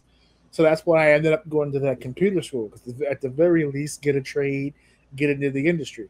The hilarious part about that computer school is that the computer school was supposed to help you find a job. It never did. And yet, for the rest of my life, every job I ever had kept me on board because I was a tech. Because I can fix. I forget you went to tech school. I forget all about that. I thought you were just some nerd who played with computers. I swear to God, dude, until you just mentioned it, I completely forgot you went to tech school. Yeah, I always saw you as the guy who like fucked with stuff, and that's why you knew how to do it. That's how I completely forgot you went to tech school. Because I was a kid that just fucked with computers all the time, and my mom was like, "You might as well just do that then. Like, if you're not gonna go to college, you gotta do something, so you might as well do that." So I went to tech school, I graduated, and they were supposed to help me, and they never did. But every job that I had after that moment, the added piece that always kept me, no matter if I was good or bad at my job, we can't lose him because he's a fucking tech and he's in-house. And if we don't have him, we're gonna have to call in a tech, and it becomes a fucking issue. Right now, at my job, when I'm supposed to be doing one thing, I will be called right in the middle of that to go to the office because the printer's not printing, the internet dropped. Why is my screen flickering? It's like all kinds of shit. The tech stuff is the reason why I'm able to do the stuff that we do for the show. The tech stuff is what gets me. My wife has been spoiled for 23 years. She goes, I want to watch the movie. I want to watch that new movie that's out right now, Master of the Universe. It hasn't even been on streaming yet, but I know you can find it, and then I'll find it. And then they'd be like, what's that movie that we used to watch when we were a kid? It was like 87 or 88, and it was this thing that had this thing. And I was like, oh, this? She was like, yeah, is there a way to, yeah, I got it. So it's just like it's just like all these different. I became so much more comfortable with computers because of the tech school. So that I think is a great way to end this segment. In the fact that like you have to I told my son this all the time. I'm not the parent that beats into his head college, college, college, college, college. We beat plan, plan, plan, plan, plan, and how does college fit into the plan? Where are we going from there? How do you leverage college for your plan? Right, exactly. Yes. Steph always wanted to be a teacher, so everything from high school, she predicated college with her high school courses. She got all the college math out of the way in high school. She got there was so many requirements that she came into college with because she already had it, because that was the fucking plan. That way, by the time she got to college, everything got done. And then when she got out of college, she went into schools just like that. So when the conversation came up, hey, do you want to do this job? I said, yeah, okay, I'll try it. But then, okay, we'll let you start, but you got to get the bachelor's in X amount of years. And then once you get the bachelor's, you got to get the master's in X amount of years. And I've completed all of the steps. But I'm telling you right now, you know me better than anybody. I never wanted to go to college. I never wanted to go to school. It was a lot easier to convince me to go because there was a guarantee. Yeah, that get a roadmap. What's going to happen, right? Because when most people go to college, they hope they get the job after. I started college in the job. Yeah, there was nowhere to search. There was no. It was all. The more I studied and the more grades I got, the more money I made right where I was. Well, it's funny that you even brought up this conversation because I have, and I'm not committed yet, but I have a read submission conversation with WGU this Friday. Because you know how spiteful I am? I woke up the other day and realized that between you, your wife, my wife, and me, in about give or take 5 years, I'm going to be the only motherfucker without a degree. And all three of you will have a master's. So I was like, I don't like that. I don't like that at all. I don't like that at all. Or something. But I've also just been really heavy into like just programming and watching a lot of stuff with that and really learning how to develop stuff like that. So I was kind of thinking, well, maybe I can go into the more structured thing. I don't know. I'm on the fence still because I learned about CS50, which is a program you can take to kind of gateway you into programming and then maybe go from there. I'm not sure yet, but this is part. I wasn't even gonna say all this stuff, but I am saying it just because I think it's appropriate for the topic where it's like, I'm not sure I want to jump back into the structured class. What I just said again, if I go for computer science, I'm gonna get calculus. I'm not afraid of math. I've always been good at math. I haven't done math in a long time, and I'm sure it'll be difficult. But I'm not afraid of math. So my problem is the committing to that long, structured, get to the end type shit that I'm terrible at. So I'm weighing out my options right now, but I'm trying to be a lot smarter with it this go around than just jumping in because I felt like, because you got that feeling of like, I need to do something. I have to do, I'll just pick anything. Like, computer sounds cool, let's do this, and then you just keep fucking yourself over and over and over and over and over. So this is what I tell Alex all the time because and you'll experience this very, very soon as your kids get older and they start going into school and the homework and the tests and all that stuff. It's not whether you want to do it or you don't want to do it is irrelevant to the entire conversation. Can it help? How will it help? And if both of those are positive, yes, it can help. And here's how it's going to help. Don't just, who gives a shit how you feel? Just fucking do it. Yeah, just fucking do it. It's hard. Because it's hard. It's hard to turn that off. But I'm trying to, at his age now, he's at 11. I'm trying to burn it into his psyche. Oh, knock it out early. Turn it off. Just fuck it. Well, why do I have to? Who gives a shit? It doesn't matter why. Why? Because that's hard for people. It's hard for me. I've been doing it all my fucking life. I know. I don't. If I can tell you how many times the I don't want to stop me for this, is a whole nother conversation for another. Yeah. But if I can tell you how many, but someone's listening to this who experiences that, so this is good that you're saying that. Go ahead. If I can express to you how many times in my 38 years of living where I don't wanna. And me standing 10 toes down in that shit, regardless of what you can find, whatever it is, has stopped me from doing something just off of the I don't feel like doing that, I would have been a fucking billionaire by now. Like, it started early too. That's why I'm saying knock that shit into them early. Yeah. I'm working on that at a small scale right now. My daughter's very much in the I don't want to today. She's in the I don't want to do that. And you know what I tell her? I'll give a damn what you want. We gonna do this. And then when you're done, about what you want, man. And I'm doing that deliberately to knock that out of them. If I don't know if you got any more comments, I got one more that I will be remiss if I don't say before we go ahead, do your thing. Liberal arts. You see that? I did not cue him to laugh. Okay, I'm gonna be positive, and he is you. Don't listen to that side of the screen right now. Okay, liberal arts. Yeah, I'm gonna give it. Oh shit! I was trying to give it to you. It won't give it to you. Liberal arts. Give the stage. If you want to do liberal arts, I will still say college is worth it. Okay, here, let me actually look at the camera here. I don't like doing this, but college is worth it if you are going for liberal arts, with a caveat. Try to weave in classes that could allow you to pivot into finance, business, or tech. So if you have classes, whether it be extracurricular classes, bonus classes, a little bit of extra work, try to work those classes into your semester. There's a big thing that as a liberal arts person that you do get is it is more social. That sounds kind of fucked up, but like the social aspect of that, I feel like is a little different, especially if you're going as like an art major. Like that experience, I feel like is way different than going to college as being a business guy and still socializing. So hopefully that made sense to people.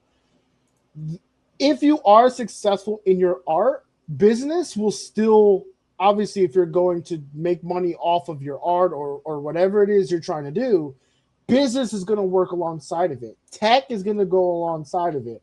What was the other one to say? Finances I suggest for everyone to take, because no matter what the fuck you're doing, your finances is going to help you. So if you can add those classes into your work of your liberal arts degree the best way you can, or even if you double major or whatever it is you got to do, on the off chance for some reason you get discouraged or you don't want to do it or you don't feel like liberal arts did anything for you after college, you already have a foundation to go get a job somewhere else in those fields, and there's usually always money in those fields, and you won't feel like you started over from the beginning. Good timing on that fucking screen shift, by the way. It was really good. Hold on. Ew. Just trying to be helpful. That entire time you talked, I was able to rip that from YouTube and upload it. Fair enough. Make sure it ended. Hey man, I'm just out here trying to encourage some people, man. Some people just want to draw. You know, the liberal arts. Some people just want to draw. Liberal arts may just get hit on all the time, but it's worth it too. Just sprinkle something in there that you can make a pivot on the off chance something changes. That's all. That's all it is. That's all I'm saying. All right. Well, hey guys, go out there, make an investment, do what you got to do, but do it the right way. Otherwise, it will come back to bite you on your fucking ass. Go to work. Do what you got to do. Secure your family. All right. Off to the next thing. Segment 3 is here, and I can't wait. All right. Fun time. We're going to watch some pro wrestling today. Now, on the box here below me, you see already I wrote down the name of the two individuals that will be competing. I also wrote down the name of the company in which they competed at, and that's providing us with the match today. Now, really quickly, actually, let me pull this banner for a second so that I could use this as a clip without the actual specific name on the bottom. I want to do more independent wrestling on the show. The problem with that is that I can't do all independent wrestling. Let me explain for just a second. I'm not a firm believer of the ideology. And I've said this on the show before in the past, but I want to make it specific to this clip because this is the clip that's going to go out. I'm not exactly on board with the whole support indie wrestling movement. I'm more on in line of support good indie wrestling. And I don't necessarily mean a company that has great matches, a company that has 5 stars across the bar. I mean, as a whole, I mean, as a total, okay? I mean, good talent, good crowds, good promoters, good bookers. Everyone's getting paid on time. The boys are taking care of each other. The girls are taking care of each other. The crowd's having a good time. I'm talking about promotions that offer quality, live, in-ring, independent, professional wrestling. I want to do my part. There is so much negativity online, predominantly from the talent and from the people who are running these companies. But there's so many people online that shine such a negative light on independent pro wrestling that I would like to do my part in trying to promote some good professional wrestling companies and their product. So what we want to do here on the show is we want to start with a brand new segment. And this is not technically the first one because this is kind of cheating because it's my footage. So I don't count this one as the first segment, but we're going to start doing this segment called Good Indie Wrestling. And that's all it is. Can I jump in and also put a caveat in there and go, don't send us no fucking Kane Snow shit either, or like Michael Jackson. Like I don't want to see that. Like, I don't want to see the super gimmick shit. Like I don't. Yeah, I'm sure we're not doing. Yeah, there's a need that's for it. People like it. They have fun. That's fine. Yeah. I just want to be clear. If he loves it, I don't know how much. I don't know. It's funny to see the clip, right? Like the entrance clip, the one thing that happened in the ring that's clipped. It's like 2 minutes long. But to sit through an entire match of it, I don't think please don't send us that shit. I have actual wrestling stuff. Yeah, I have some ties to another company called Kaiju Pro Wrestling. I used to do some stuff for them back in the day. Not directly, but they used to do a lot of shows with the other companies that I used to work for. So like something like that, where it's like Kaiju Pro Wrestling, where there's dudes dressed in Godzilla outfits and they're taking wrestling bumps and stuff. Yeah, we're not promoting any of that. I'm not hating on it. I know people like it. And it's fun, but it's the same thing I was talking about with video games. I don't like horror games.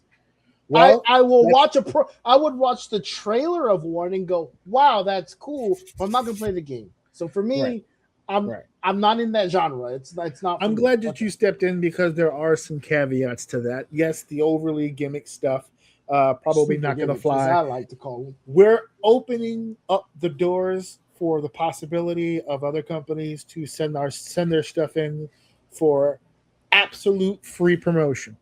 It's absolute free promotion. I'm not asking for anything from any promoter or booker or even a talent that wants to promote their stuff on the show. I'm not asking for anything in return other than the permission, obviously, to air it here on the show because we don't want to run into any copyright situations or have anything rescinded or I have to edit it out for whatever reason.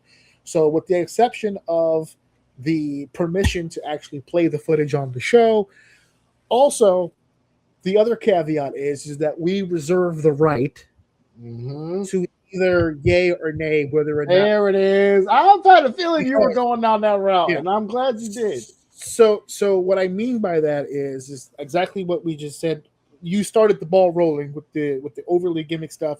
I will also extend it to another form of pro wrestling that while I have no problem with it, you may go ahead and enjoy it at your leisure. I have no interest in promoting hardcore wrestling. So I don't send me any stuff with the light tubes and the barbed wire stuff and the cages of deaths and the glass windows. I don't really need to promote any of that. It's just not here. That's all. Yeah, it's just not here. There are other avenues. It's just not here. There are other podcasts and places that no shade, your thing. No smoke. No shade at all whatsoever. Just not our cup of tea. Another style of something that we don't really want to see. No matches with the Invisible Man. If you guys get a kick out of that shit That's That should be- hilarious. But that's what I mean. Like the I clips don't are need to- hilarious. I'm Yeah, not watching yeah. the full match. The guys who wrestle the blow up dolls and give themselves Canadian destroyers, all that Funny. stuff that you It's want. funny. To do, no shade. Go do what you gotta do. Just not here. It's just not gonna happen here. Okay. We do professional wrestling here on the show. That's what we want to promote. And again, free of charge. I'm not asking for anything in return other than the permission to play the videos and promote the company. And by promote, I mean this legitimately. I was going to explain the format, so I'll do it now. When we do this segment in the future, what we're going to do is it's going to be a lot shorter a time than it's taking to explain it right now. Right, it's the first time. It's the first time. We're just going right. We'll just go right into it. But what we want to do is I'm going to start the segment off basically by saying that we have a watch along, and we want to give the info out. This is the company that gave us the match. These are the people that are in the match. Here's where you can find the people. This is where we plug your socials or your website, whatever the case may be, how they can reach you. If you have any ticket links, all that's going to be on the screen and available for people to search up and look for at their own leisure. It'll also be in the description of the episode so that in case people want to actually click links as opposed to typing it down from the screen, they can do that. When I say promote, I mean full-on promote. We're going to let them know where the next show is. We're going to let them know where it is, where they can get tickets, the whole shebang. I've been doing that as a job for 16 years. I can do it in a minute. It won't take long. But you have to give me the information so I know what to tell the people. And then once we plug, we will then do the watch along. They'll get a chance to see a match. Send us a match that you would like to have aired on the show. The only thing that I ask is I may edit the video to cut out entrance music like I did here for this match here. I took out the entrance music because I just don't want to get hit with any copyright or whatever. Commentary on the match is neither here nor there. If you happen to have it, that's fine. I'll just have to lower it so that we can talk over it like I'm about to do here because the match here has commentary on it. So I'm going to have to lower it down a little bit, but so we can talk over it. And we're not going to be overly critical. We're not going to lie. If there's a fuck up, there's a fuck up. It's what it is. Don't talk for me. I fucking might be. That's my favorite part about watching wrestling. But yeah, so we're not going to dog anybody out. We'll critique and we'll praise. We'll do both. There'll be we like to call it in the industry a little glow and grow, you know. But at the same time, the whole object of the point of all this is to do our part in promoting good independent pro wrestling, getting people more into what you do as a company, and hopefully sell a few more tickets for you to go down there and check out your show. What we get in return for that, since I'm asking for nothing, and you're going, well, you're not getting anything out of this. Not true. I'm getting content because this stuff stays on my YouTube channel. I'm getting people interested in coming around to. I want to be a litmus. Remember back in the day when people used to look at movie critics, and even if it was a bad review, everyone, well, Siskel and Ebert said this. I want us to be kind of like that Siskel and Ebert. I want to be kind of a litmus test of good professional wrestling. I want people to look at that and go, well, if he had it on his show, it must be good. I want to develop that kind of reputation. Yeah, that's the way the world works today with YouTube and everything. Yeah. Quid pro quo. So that's kind of the idea. That's what we want to do moving forward. I'm going to put this specific clip out for people to see so that they have an idea of what we're trying to do. And then on YouTube, you guys can see the full clip, which will include the actual watch-along. So the watch-along we're about to do right here. The match, I edited out a lot of the entrances and the bullshit at the end of it. So it's about 14 minutes. It's not going to be a very long watch-along, but it's one of my personal favorite matches. I went through a whole list of matches that are on my hard drive. First of all, one of my best friends in the entire world, Ray's, is in this match, and I'll put it up here. This, to me, is one of his best matches. I was so proud of him for his efforts in this match because it was the main event. It was an opportunity against an established star like AR Fox. This was a big moment for him. It was his time to shine. And before we actually put this match on, I actually want to send a special shout out to AR Fox because I think what made this one of my personal favorite matches is the fact that Fox met Reyes for the first time in his life that day when he got to the building, and they hit it off crazy fast. And Fox was all about making sure that he made Reyes look like a goddamn monster and a beast. So you be the judge by the end of this match if he did that job. So I'm gonna pull it up here. Many people, as I said. Oh no. Let's not go like that. I'm gonna put us. I like this shot right here a little better, so it's more full screen. And I'm gonna take the banner down so that we have more room to see more screen. No. What is that? Put the ticker back. I hit the wrong thing. There we go. So now we're over here down at the bottom, and we can see more of the screen and enjoy more of this match. Again, this match is from 2KW Wrestling. You can find it on YouTube in its entirety, including the entrances. And Reyes cuts a promo at the end. You can catch all that on the YouTube channel. But for right now, for this watch long, we'll just do the actual match. We'll talk about it, see what we see, react to the whole shebang. I may have to lower it down, as you just heard. It's a little loud as hell. It's a little loud. So we're going to lower that down a whole lot. So here we go. It's the Walking Riot Reyes against AR Fox. You'll notice the ring announcer is a particularly cool person that we all know and love. A man who needs no introduction anywhere in the civilized wrestling world. Taking a step outside play it the here. ring. Lower it down a little bit more. So on the call right now is my boy Brandon Lewis and my man Scythe. Oh, as you can see, there's the ring announcer. He's so good. He's so talented, folks.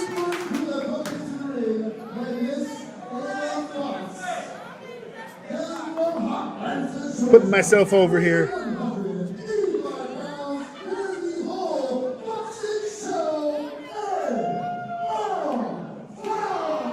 The whole Foxen show. That ring announcer is dope. He should have wore a tie. I don't know why he's in a t-shirt. He's a big dude, man. He's solid. He's shredded. He's not huge, but he's a shredded. I think that's the better. He'll fuck you up for sure. Yeah, he hits hard. Was he like? Is this like the best shape he's been in? He looks terrible. He was in phenomenal shape here. I'm gonna have to lower this down a little bit more. All right, so we're gonna talk over it. The commentators are doing their thing, but here we go. AR Fox and Reyes. Yeah, this is probably the best shape Reyes his whole professional career right here. He was on point. This was him and his vibe right now was he was the man, bro. He was running this company. So give me a little bit quick on Fox. What's going on with this guy a little bit? All right, so AR Fox has been around for a long time, bro. Big time guy. Big time. He's a former Dragon Gate guy. Did some stints in Ring of Honor. Currently AEW superstar. Okay. This guy's evolved. So he's active today. Yeah, he's active today. He's doing shit. I think he's actually holding a title in Ring of Honor right now. I can't remember which one it was. I think it's the TV title. I can't remember. So remember before we were talking a lot about Will Ospreay and Samoa Joe recently? Mm-hmm. Right here, boom. That's what we're talking about. The guy, an athletic guy, get raised with that passion. Look at the big man move with the shoulder tackle. Look at the athleticism from both individuals right here. Love it. Move. I'm gassed just looking at him moving right now. Nope. All no, that shit for nothing. Bang. All that shit on for your nothing. face. Oh no. They stole that amazing red low key spot. But that's all right. Reyes is out here moving his ass around. Bam, bam. You see what I mean by necessarily here? AR Fox is not necessarily a little man, but he's the smaller, more athletic of the two. Here's the power game from Reyes. Oh, right there, right on the ropes. Damn. I forgot who that was. I never saw her again. Look at that. Bam. Beautiful suplex. Overhead. He was feeling it, man. This guy in his peak, at the top of his game, he was ridiculous. I love this guy. This was in the Bronx, by the way. We're wrestling in the Bronx. This was Daro's gym. This gym no longer exists. Didn't survive COVID, unfortunately. But there goes Reyes now, calling for it. Oh, he ducks. Oh, there goes Fox. More of that athleticism. Springs back. What's going to happen here? Ah, wheel kick. Hold that. It's a whole lot of ass coming at you at once. It's not the foot that's coming there. I got to worry about. It's all that thigh, baby, coming with it. The whole lower half. Our referee in the ring. My main man, Berto, over here. Irish whip from the A's. You hear the audience getting into it, revved up. Man, this audience, boom, a stunner from Fox. I miss the 2KW crowds, man. They used to be so loud, so into it. This is what I mean by like a whole package for the company, right? The crowd always had a good time. All the guys left this building happy and glowing. Look at the dives right here. Bam. That's a sketchy dive. I wouldn't do this. That's a short distance, yeah. Yes, it's a that's a tough. As dive. someone who's had to make that dive himself through the ropes, and it's not a long way. And you land because you're not flowing fluidly through. You land like in a heap, like you hit your target immediately and just drop to the cement. It's crazy. You fuck around and go too hard, you're gonna end up in the front row.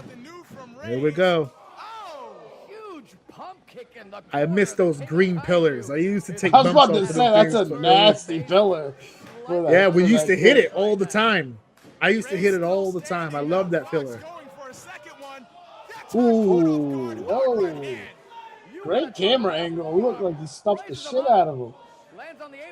I'm not a fan of those steps, though. Those look dangerous as hell. They moved all the time. They moved all the time. I don't like the geometry on those steps. Dude, that shit looks sharp. Whoever engineered a that wheelbarrow on the outside of the floor. Oh, he's doing it before elbow. Yeah, there it is. There's the evidence. The shot put. Bam. I'll give it to him, man. I'm sure he's gassed, but like his stamina is pretty good right now. He looks good. He doesn't look gassed. I'm sure he is. From one fat to another, I know he is. I'm not a small man, but I'm smaller than him. And when I walk those steps, I get nervous. So I used to hate it when he would do it. Ooh, that cell. Look at that cell. Oh, whoa. I mean, that's no turnbuckle, buddy. There's no give on that pole. That was all chest. You gonna eat another one? Here we go. Another one here. Into the goddamn. Oh, that's what I mean. Oh, look at the heel work. Look at the heel work. Up yours. Oh, yeah, man. We had fun. This was a fun night. That's a lot of people. Wow. Yeah, we ran out of seats. And there's a bunch of people in the back standing. Oh, now he take a turn. And then he takes the chop. And then he takes the chop. Center of the ring, outside of the ring, boom. Anything to leap and get his not a lot. As athletic as AR Fox is, he's not running away from Reyes in the sense of like he's not moving too fast, right? He's making Reyes work. And this is not by any means, a slow match for Reyes, but he's also not running off and leaving him behind. Well, a good point is that he's really like he's making every contact count. Like the power in each interaction that they're having is making up for the rest moments that they get, which is I think helping Ray stay like not gas so much. See, like we're getting a big hit, now we're getting a small break. Then we get a spot here where we're gonna get a big move. Power, Tiger. Big power. Now we get every hit it's meaning something. They're not just flying around doing nothing. Even grifters out here taking bumps. He almost lost there too. He was mad hype when he threw him up. Shout out the grifter. That referee has one of the sickest lariats in the game. I'm so hyped right now, I can't even sit. Brendan can't even sit. I've called so many matches with Brendan. Brendan was my commentary partner when we called Amazing Red and Rey Mysterio the Dream Match one night only. Oh, there he goes. Oh, what are the beauties of having a match against the bigger guy? Oh, German suplex lands on his feet, jumps up, double stomp, then a back savate kick to the side of the head, a raise. I feel like coming off that top rope is very dangerous for the person jumping. yeah, it's a low ceiling. Yeah. Tosses him off the top, roll through to his feet, comes back. Oh, there it Wow, is. that was a cutter, very too. good cutter. I hate cutters. That was a good cutter. This was fun. The commentators are losing their mind. The fans are losing their mind. He said it right there. This is what 2KW is about. This is awesome. You're damn right this is awesome. That's right, Brandon. Sell, baby, sell. Who doesn't want to buy a ticket to see this on another night? Can he stay in control? Such a positive vibe, man, throughout the whole building. Such a positive vibe in the back. The boys, this was the main event. A lot of the boys left the locker room to go stand with those people in the back to watch, like, live as it happened. We had a locker room sellout. Everybody wanted to see this match. Yeah, whatever Fox was planning. Oh, no. He's climbing the ropes. Ropes are doing work. Fox not allowing that to happen. Fox It's like, yeah, smart move. Don't let him get up there. shots to the body and the jaw. Lights him up a bit. I love it. Oh, into the corner there. Boom. Half and half. Oh. That's such a sketchy move, dude. It's not a fun move to take if you're not. I feel like that's just as rough as like a power driver or something, man. It's like if you don't. Oh no! I'll take a power driver all day. By the Yeah, right okay, person- so you're saying that one's worse then? Yeah. No, Okay. that's worse. Yeah. Yeah, that's sketchy. It's a sketchy ass move. Especially when you got a guy who's not afraid to take it. I don't like giving those moves to guys that are like really carefree with the bump, because that's when I feel like I'm gonna toss him, he's gonna land somewhere. I like guys that are like real stiff and just kind of like bam, stiff this hard bump. I don't like guys that just kind of throw themselves. I'm like, oh no, I don't want to overshoot. But not one contest has been like this one. Look at that right there in the corner. Like you said, that's a low ceiling, man. This is another thing I want to tell people when you start submitting. I don't really care what your building looks like, man. Is everybody having a good time? Because look at this. This is not the most aesthetically pleasing building we've ever worked in, but it's the crowd. Yeah, look at it. Hey, good for him, man. He measured that perfectly. Yeah. Yeah, I would have banged the shit out of my head. Oh, into the corner. Another Inseguri. Those strikes seem to be working for him. Boom, back elbow. Here we go. Oh, no, he blocks it. Those ropes are struggling. Oh, another cutter.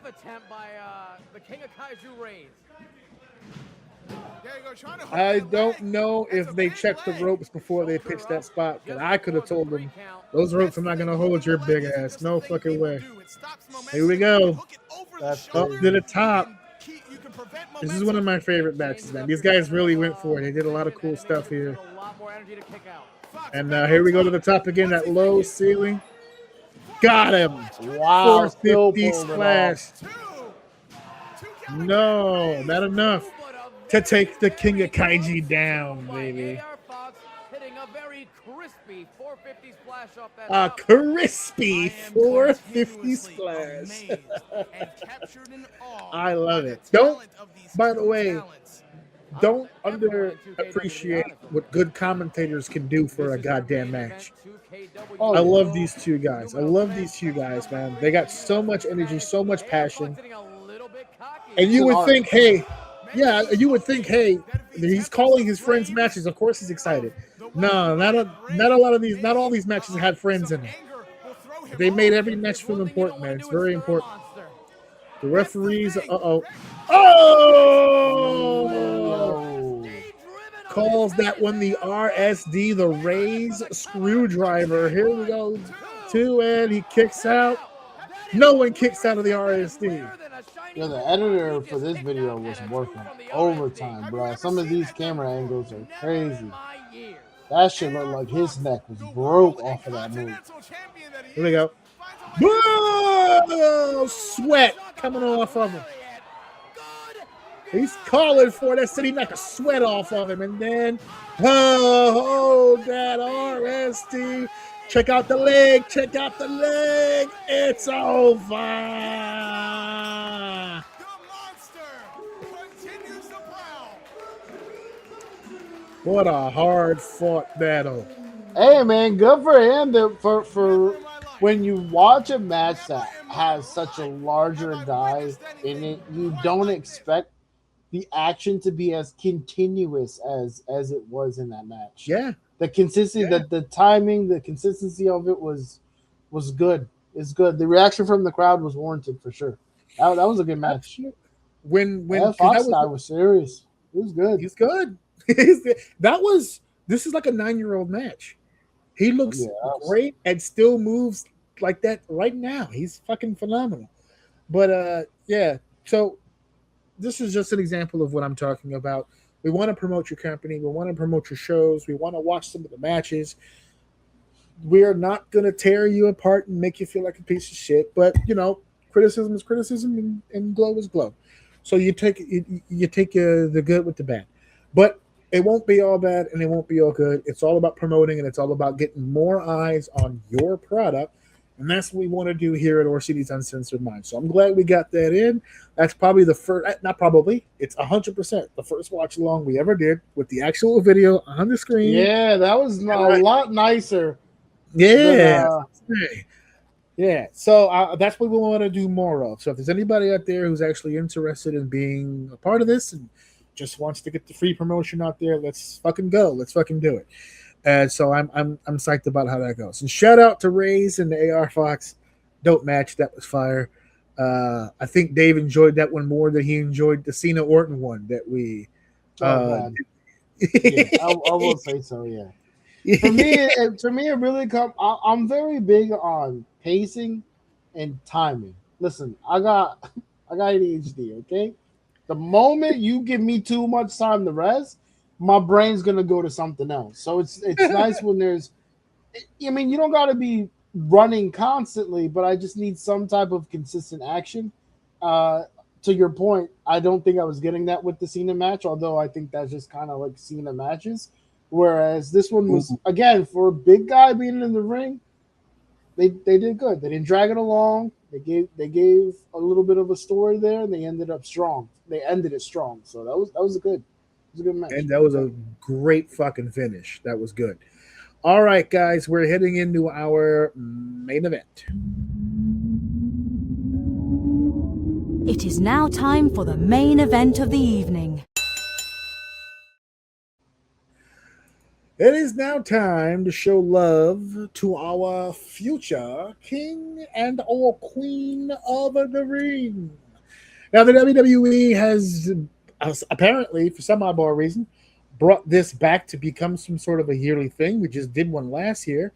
I think we may have done one the year before that. But we're back again here in 2026, and already there is controversy. But aside from the controversy, I'm actually optimistic that this is going to turn out pretty goddamn good. I'm actually really excited about what the outcome could possibly be for some of these matches. And I want to show you guys the brackets to come up here for just a second. So here we are. We have the brackets here. We have the Queen of the Ring. I'm going to take this banner down for just a second so I can see. Well, I'll take it down in the full set. Yeah, no, I'll take it down. So we have in the first bracket here, which was already decided this past Monday on Raw, Liv Morgan, who is the world's women's champion, defeated Becky Lynch, Alexa Bliss, and Chelsea Green. A nice star-studded four-way. No, before you continue, for the most part, just to that you just said, the thing that I like about it so far is these brackets are stacked. Boom. They could now. Unfortunately, it does feel still a little obvious if you watch wrestling, but if you take that out, anyone can really run with these brackets. If you're being complete, and I mean anyone. So I that's my favorite thing so far about the brackets. I think they're stacked up pretty good. Yeah, that I look at the brackets here. Liv Morgan won that bracket. On the other side, I have to move my logo out of the way. Hold on 1 second. I don't even know where the hell is my logo? How do I put it? Is this? No. How do I remove from stage? Oh, that's the wrong button to push. Okay. You know what? I'm just going to pull it up over here for a second and read from the top because I don't remember where it was to turn that off.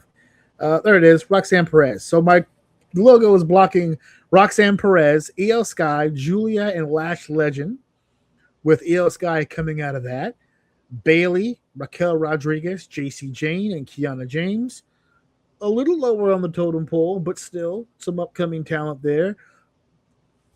In my opinion, this was Not a surprise. superstars, but I think they're all talented. All talented. Yeah. Well, totally surprised, but not against. Raquel Rodriguez came out of that field and advanced. I actually wasn't surprised. I that's what I foresaw happen. Okay. I just felt like that's what was going to happen. This Friday on SmackDown, we'll have Sol Ruruka, Lyra Valkyria, Charlotte Flair, and Jade Cargill to decide the the last spot in the quarterfinal, I guess you can consider it. And so that is that there. And then to the men's side, because I don't want to keep these pictures up for too long, I don't want to get flagged. So it's Penta, Obafemi, Solo Sikoa, and Carmelo Hayes. To no one's surprise, Femi advanced. Dominic Mysterio, Braun Breaker, Trick Williams, Damian Priest. Surprised, but A-okay. Dom Mysterio coming out here and now faces Obafemi in the goddamn quarter. The face that I am blocking on that one is Seth Rollins. Okay, so Seth Rollins, Javon Evans, Tala Tonga, and Ricky Saints with surprised Javon Evans. And the last male spot, Jey Uso, LA Knight, Royce Keys, and Finn Balor going to be decided this Friday. So I would like to go ahead right now and just tell everyone, based on everything that has happened, I want to start off by saying I'm not a huge fan of the Fatal 4-Way first round setup. I don't like it. I know that it quickens the pace of the actual tournament because that one Fatal 4-Way is basically replacing 2 singles matches. Right? So, no, not even. Because it would be 2 singles matches and then a match between those 2 winners to get that one person. It kind of eliminates that portion. It does it all in one shot. It gets you. I'll counter you on that and say that I do like it for the optics of if that first round was split into individual one-on-one matches, I feel like the outcome feels way more telegraphed. Whereas if you started with a 4-man and you put names in it, let's look at the Rey Mysterio one. I mean, I'm not saying that Rey Mysterio is. I'm just saying, so far as stories go and the way people are being pushed, I would have thought it would have been either a Trick or a Braun Breaker going through. I don't That's like. what I thought. You're gonna get me on a fucking tangent right now. I don't like what they're doing with Rey Mysterio. Right? I fucking hate it. I'm sorry. I apologize. Dom Mysterio. I fucking hate compare him to that deadbeat. No, being silenced by Liv Morgan, but I digress. I'm not going to go on a tangent here. However, I will say, if we're talking story and who would be pushed, I would say Braun or Trick would have won here. But I am in favor of Mysterio here because if out of that whole group, the thing that kind of makes the most sense, where you're not squishing anyone and a loss does both of them a favor, while also who I think out of those people would be Oba's best opponent for what we're doing, it's Dom. Yes. Dom is perfect for this. He's they don't cheer for Oba louder when Oba comes out versus when Rey Mysterio is talking to Oba. Dom Mysterio. Dom, why do I keep saying Rey? I don't know. It's driving me nuts. El hijo de Rey I Mysterio. got Ray on the brain for some reason. I think it was the last match I watched or some shit. I don't fucking. Or as we call him, as we call Dom in this Dom, house, damn it! I don't know why de I'm leche. saying that.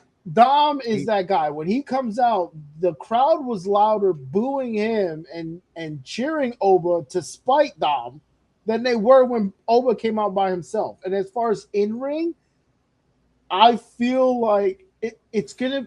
I don't see that this match isn't gonna be a squish. I think they're gonna have a little bit more fun with it. I think Dom is gonna run him around the ring a little bit. Can I time out for a second? I giggle every time you say it because you keep saying squash. What's the difference? The difference is that the term of beating the shit out of somebody with no comeback and no offense and just completely emasculating and embarrassing is a squash. You keep saying squish. It sounds fun. Are they not synonyms? Not in the wrestling world, they're not. You leave that for Whatever. the vocab class. Squish, squash. Who gives a fuck? I don't think it's gonna. How be about that. this? How about we just make that your thing? You can keep saying squish. I just want to make sure that you. I'm gonna say whatever comes out of my mouth because I got no control over it. Okay, I'm gonna try my best. I will try to pay respects to the business, but squish may come out. That's what's in there. The point is this ain't gonna be a squish. If I know I'm talking about Oba, I'm gonna go in the mirror and practice before we go on air, so I can try to catch myself. But yes, this is gonna be. I'm very interested to see how this one turns out, and I think it's gonna be pretty fun to see these two. They stole my wife's idea because when we watched it and Dom had won and advanced, we already know that it was going to be Dom and Oba. My wife goes, "This is perfect booking," because he's been calling himself the king of the luchadors, El Rey de Lucha Libre, and now he's on course to be an actual king. It's like this is gonna be great. He's gonna actually be the king of the luchadors with a crown and everything. To be fair, this may be the battle of the kings. I mean, he's the ruler. On the other hand, we have a ruler who is in search of a crown. So and he said he needs a crown to rule his people. So there it is, to rule his people. And he's gonna show Dom who's daddy. Yeah, yo, he cuts a mean promo. It's not like he's not gonna wow you. He's not like a wordsmith or anything like that. When he said that, I just pictured Rhea in the back, like I mean, mommy and daddy. Oh no! I'd like to see who wins that battle. What are you talking about? It's a battle of the Oba versus Rhea Ripley. No, that's not the way that I was talking about, but sure. I'm not talking about a wrestling match either. Okay, fair enough. We're both talking about the hub then. Fair enough. Yeah. I want to see who wins. God damn it, dude. These are people. The truth. These are humans. Yeah, I know. Let them breed as such. Crazy. Javon Evans was a surprise to me. Not that I don't think he should have, but of the group, I thought putting Rollins in this was going to be a way to kind of give a big win to someone else to go to the finals. But now Evans is there, and I'm like, oh no, I hope he's not there to give somebody a big win to go to the finals. Because my thing is this: if you look at the men's slot that's still open, Jey Uso, LA Knight, Royce Keys, Finn Balor, am I wrong in saying I kind of want Balor to get that one? I think so. I feel like the way the Bloodline's been talking, I felt there for a second that Jay was gonna go win it for some type of storyline, but with Oba in it, that kind of changes shit. So I feel like if I'm gonna make my early prediction, it's gonna be Oba Jay. Oba Jay, yes, which is gonna make it interesting. If that's gonna put the Bloodline, put a target on Oba from the Bloodline. I'm very interested where they're going with this. Where they end up going with it, rather, is what I mean. I think because of the Bloodline, I don't see Jay winning this because of the Bloodline. Because they seem to be, whenever the Bloodline is a thing, they always tend to be in their own fucking bubble. Whatever their own little universe. And then people kind of just come in and out. They specifically turned Finn Balor babyface, then had him beat the daylights out of all of the goddamn Judgment Day people, and then after beating the daylights out of all of them, immediately traded him to SmackDown, which they made a big fuss about. It was all over my newsfeed. It was on my phone. I woke up to a bubble that was like, oh, Finn Balor's been traded to SmackDown. They're making a big deal out of it. And then put him in this tournament. I don't know if they did all that just to have him lose in the first round. I'm not entirely sure. They could have. It's entirely possible. I doubt it. Plus, a Finn Balor, I don't know. Jey Uso sounds like a Finn Balor Evans, Obafemi Dom Mysterio quarterfinal sounds fucking dope for a King of the Ring quarterfinal. Yeah, but you don't get anything out of Oba Balor. I kind of do. I don't think we're playing for the King of the Ring. We're playing for past the Oba. King of the Ring. No, yeah. I'm just saying in general. Oba's past. Oba's winning this. 100%. I don't feel like there's a reason for him not to. Yeah, we're past that. We're interested in how we get there and what happens after that. Well, he had a really good showing with the Fatal 4-Way, but it's still a Fatal 4-Way. He's gonna have a good showing against Dom because Dom is almost impossible. The one with Dom is gonna be so fucking good. I know it's almost impossible not to get the reactions you want from the audience because Dom is such a great heel. The Finn Balor match, if he was to get Finn Balor, I definitely don't want Femi and Evans. Because I don't want that. To me, that cancels one or the other out. Evans is not passing that second. I'm surprised he got where he did. He's not getting past that round. He's not getting past that round. I feel like anybody that gets out of that 4 is getting past Evans and going to face Oba in the final. So now it comes down to who gives him the best shine. It's not Keys. It's not either Keys. Jay or Balor. My money's on Balor. Jay. I think it's Balor. I don't know. Jay. My money's on Balor. I think it's just more of a personal preference. I don't need to see Jay get his ass beat by Obafemi in the finals of the King of the Ring tournament because what does it do for Jay? Except further push the narrative from Jacob. Right, and he's a punk ass. Listen, I wouldn't disagree with you. By the way, if it wasn't for Roman saying that shit a few rounds, hyping his ass up, gassing him up. Talk about there's 2 ends of each table. Now you're gonna come back with nothing. By the way, Jacob Fatu has a new catchphrase. I need him to say he doesn't even know it's a catchphrase yet. It needs to be. I need that on a shirt. I wouldn't wear it, but I need to see it as a shirt. Did you see his promo on Monday?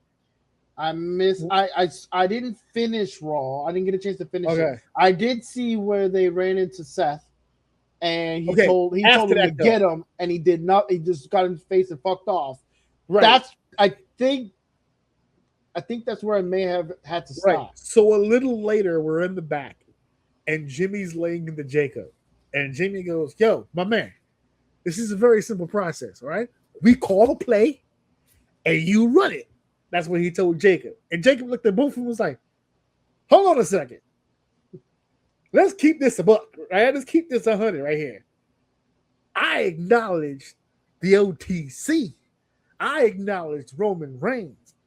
I didn't acknowledge your ass." And he looked at Jimmy, and I damn sure didn't acknowledge punk ass Jay over here. And he's like, "What?" He's like, and they're trying to keep them separate.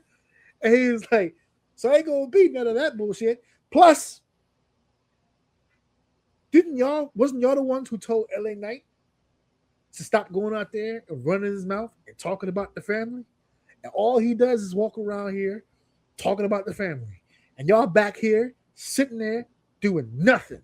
And out of nowhere, he just looked both at each other and went, "Ass," and walked off. I was like, yes.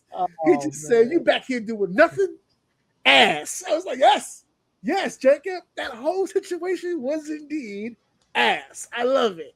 Like, it is kind of weird how Jacob is like, I don't know how intentional it is, but he is shining light on the awkwardness of what the bloodline is right now. It's like you're not his crony, but you are his crony, and now you're trying to make me your crony because you've been here longer, but I can beat both y'all the fuck up. I don't work for y'all. Seth did the same thing. You said you saw the interaction with Seth. Seth did the same thing. because they approached Seth and said, "Yo, you need to be careful about talking with the family." He said, Yeah. "Why the hell are we still doing this? I don't understand." He said, "First of all, I didn't talk about the family. I talked about Roman Reigns. I thought you was Big Jim. I thought you was main event Jey Uso. What are we doing here? Why are we back to this? I don't understand." It was like, get him, Jacob. He looked at him, walked away, goes, so much for the family. Like, what the fuck? Like, what are y'all doing here? What the hell is this dog and pony show over here? So there's a lot of stuff going on over there. I think we kind of just laid out how we feel about the goddamn men's. The controversy now for the women's. Yeah, that hit, I think I know where you're going, and my brain was thinking it, and I was like, you know what? I'm not going to put energy into thinking about this. I'm going to wait till we get on the pod so you can explain it to me, but isn't the whole point of this now is to get a title shot? Well, what the fuck do you do if you are the champion? Which, by the way, she's highly likely to win this. Right. So that answer is simple. If you're the champion and you win the tournament, when you go to SummerSlam or whatever pay-per-view, you get to pick your opponent. You won the Queen of the Ring. You get to do whatever you want. That's the point. Well, first of all, the first time in history that's happened, not just in the King of the Ring, but people seem to forget that on 2 occasions, the Royal Rumble has done that. It's had the champion in the match with the possibility of choosing your own opponent should you win. Has been on the line before. There's precedent for this. This isn't new shit. Unfortunately, this goes back to I was going to bring this up with you because I think this is the best way that I can explain it. When we had the conversation last week about the Gunther match and the foot under the rope, straight to it. Yep. About the fact that it's always been a rule. It's just hardly it's literally never done. So when it comes up, it causes a massive storm of conversation. That is exactly what this did. WWE knew exactly what it was doing. Triple H, whoever pitched it, knew exactly what they were doing. It is very logical for Hera to be in it. It is not even the first time that it's happened. But it doesn't really happen a lot. So for a whole generation of people that have never seen that, it is very confusing and very jarring. But I'm here to tell people it's going to be all right. We're going to live. It's okay. If anything, think about it in this fashion. If you win a tournament to face the champion, that's great. You're the number 1 contender. You earned it. But if you go through that tournament and you defeat the champion in that tournament, man, do you have a lot of momentum going into that goddamn championship match because you've already beaten the goddamn champ. Now you just got to do it with the titles on the line. There's story avenues to play with this. Because let's say you said Liv is a favorite to win, which absolutely based on these brackets, on who's left, I would agree with that. Io Sky is a former world champion, but I don't know if she's going to win the whole goddamn thing. If you're asking me, the winner of this whole fucking tournament is right here. That's going to be Raquel Rodriguez. I think that needs to be your Queen of the Ring. I think that needs to be the one who goes off to SummerSlam to face the champ. And if you're telling me right now that I can get, there's a possibility that I can get a Raquel Rodriguez, Liv Morgan final in Saudi Arabia, one-on-one for the Queen of the Ring crown, and Raquel is able to pull that off, that's the start of a whole new storyline for both of them. Liv, it's a no-win situation. If Liv beats Raquel, it's not going to be clean. So Raquel's not going to be happy that she fucked her now twice. Because remember, Liv has fucked her on a world title match before. So this would be time number 2. If you reverse it, if Raquel gets one over on Liv, Liv can't live with that. What does that make? You the dominant female in the group? No, I'm the dominant female in the group. And then we work our way into a title match. It's either way. I don't see Io Sky going any. They have seemed complacent with the idea that Io is popular, and that's enough. That's all they need her for at this point. Until they figure out what to do with her next, she's kind of in a holding pattern. Roka is the Intercontinental Champion. She's not advancing, I don't think. Valkyria, Charlotte, I don't think that meshes with Liv. Jade Cargill, I don't know. I think the opponent for Morgan that would work the best out of the 4, although not exactly enticing, would probably be Lyra. for the same reason that you have Dom going against Oba for Or Liv Morgan. Ruka, because they have encounters. They have an encounter I that know. would make it make sense. I don't need Ruka to. I don't want Ruka to be pinned here. She's the champ, but I don't need her to win this either. I don't want Ruka to win as the Intercontinental Champion and then have Intercontinental Champion versus World Champion to go to the final. It's either Ruka or Valkyria for sure. Well, either one I think is losing to Liv. I think Liv's going to the goddamn finals. She's huge in Saudi Arabia. We've already seen her win the champion versus champion match over there. She won the Royal Rumble over there. Liv Morgan has made Saudi Arabia her own playground over there. When you cross into the desert into Saudi Arabia, you're in Liv Morgan country, which is all the more reason. That's disgusting. It's got to be. Am I wrong? I just laid out all the facts. A lot of wins. She's got a lot of wins. If it is Rodriguez that wins, and I will be really happy for that. I would either wanted it to go one or two ways. Either she gets a clean win on Io Sky, which I don't think is very likely to happen, or she gets the clean win on Morgan. I want her to get a clean win in one of these next two matches. I want one of these to not have anything to do with anyone interfering. At least if you want a strong build for Raquel to go to the title, she's got to beat Io clean. I want it clean. The only way to do it. She's got to beat Io with a Tejana bomb in the middle of the ring, 1, 2, 3, looking big and looking strong. And I think that's probably the reason they chose Io for this match, because who is going to go on there and bounce around like a rubber ball of that group better than Raquel Rodriguez? Raquel still has a nice relationship with Roxanne that would have conflicted. Julia and Lash Legend are not going to bounce around for fucking Raquel, but Io will. Yeah, so no, but at the end of the day, if we're talking business and strategy, if I'm looking to push Rodriguez to that next level, you need to go through those next level people, and that's Io Sky, and that's Io Sky. So no one else in that side of the bracket is going to do. Now, if you just want her to beat someone to get there, that's one thing. But to me, this is putting her in a position.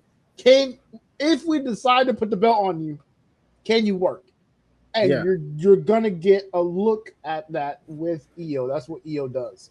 So this bracket is fun. I'm really excited to see like what happens here. Hope to God Liv Morgan doesn't win. So I have to ask the question now. And I don't know if you could answer it. I honestly don't think I can answer it either.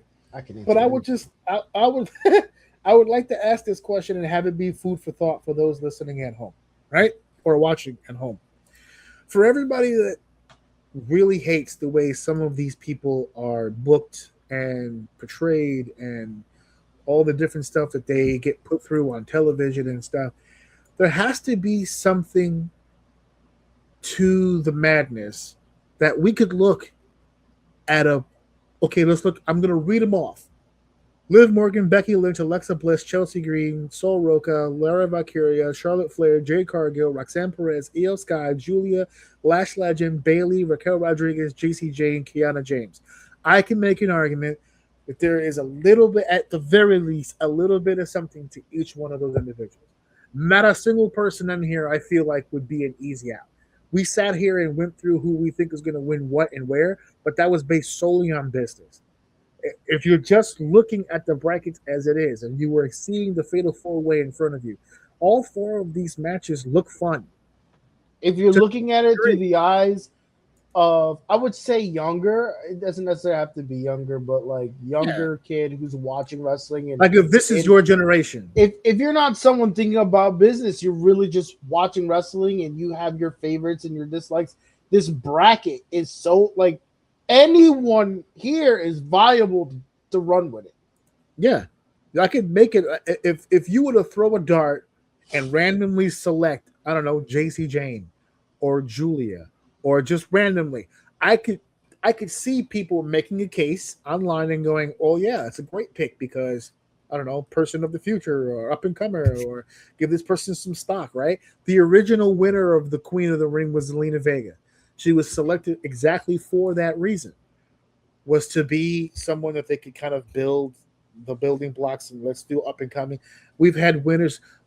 There's not a lot of main eventers recently that have won these tournaments, and for good reason. Main eventers shouldn't be winning them. This is the tournament that you win to eventually become a main eventer.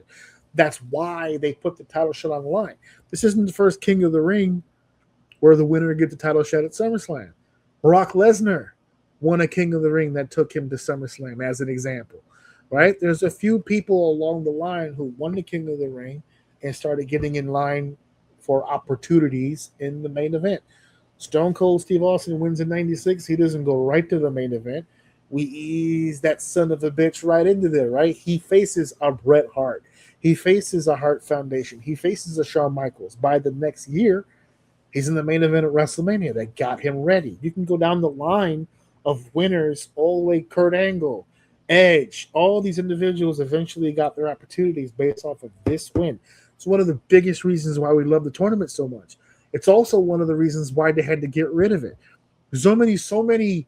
Let's move him to the main event scene. People eventually you do like 12 years in a row. You got 12 main eventers. That's not possible. Someone has to come out of that spot.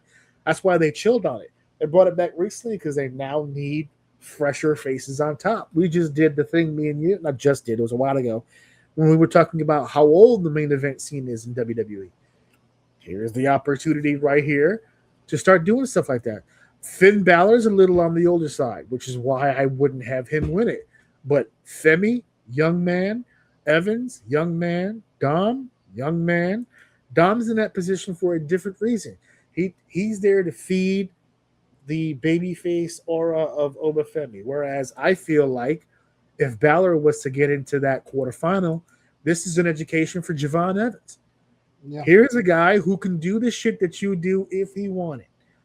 I'm going to show you. You can work, but I'm going to show you how to work, okay? There's a different level to this. So that's another reason why I kind of like Finn Balor in the main event or the final with Obafemi. Just some more on-the-job training. Here's a main event situation. A big win for a good opponent against a good opponent. And to your point, I like the fact that Javon won in the same bracket as Seth Rollins. Yeah. To your point, like of Rubs. Making like Rubs. It was a good. I didn't get to see. When I saw the bracket, I realized he won. I didn't get to see the match, but I'm gonna go back and watch it. But I do like that in that bracket. To me, he wasn't the one that wasn't gonna come out on top. So the fact that he did is to your point that they are using this platform for that, but we do still have stories to tell. So it's good. So far, I like what's going on with it. What was the main controversy? The Liv Morgan and the world champion and the whole deal. I don't understand. Oh, that's fine. It's all right. Don't overthink it. Anyway, so that's the King of the Ring tournament thus far. So the final better than last year, as I can recall. I'm feeling it. I like it so far. The last spots will be filled this Friday, and then next week they're going to have the quarterfinals on Raw and SmackDown to determine who's going to be in the finals. And then the finals will take place on the 27th. So that's where they're going to be in Saudi Arabia for the Night of Champions, which is where the King of the Ring tournament will be taking place. So I'm looking forward to see what they come up with. I'm looking forward to see what they're going to do with that. So that is going to be the end of what we got going on here. Really quickly, let me pull this up because I think that I just said that wrong. Hold on. Night of Champions. Yep. Wiki. And that is... Nope, I said it right. Night of Champions. So, I want to make another announcement here for the show. Not next Tuesday, which is the 16th. Not the 16th. The final part of my crown is going in on the 16th. I have a later appointment, unfortunately. We're still going to record normal time, me and you, but we're not going to go live. I'm changing that.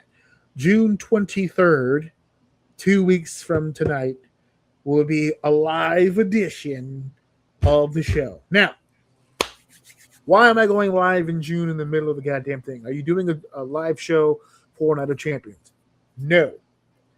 We'll be talking about Night of Champions, probably, but we're not doing a fucking thing about Night of Champions.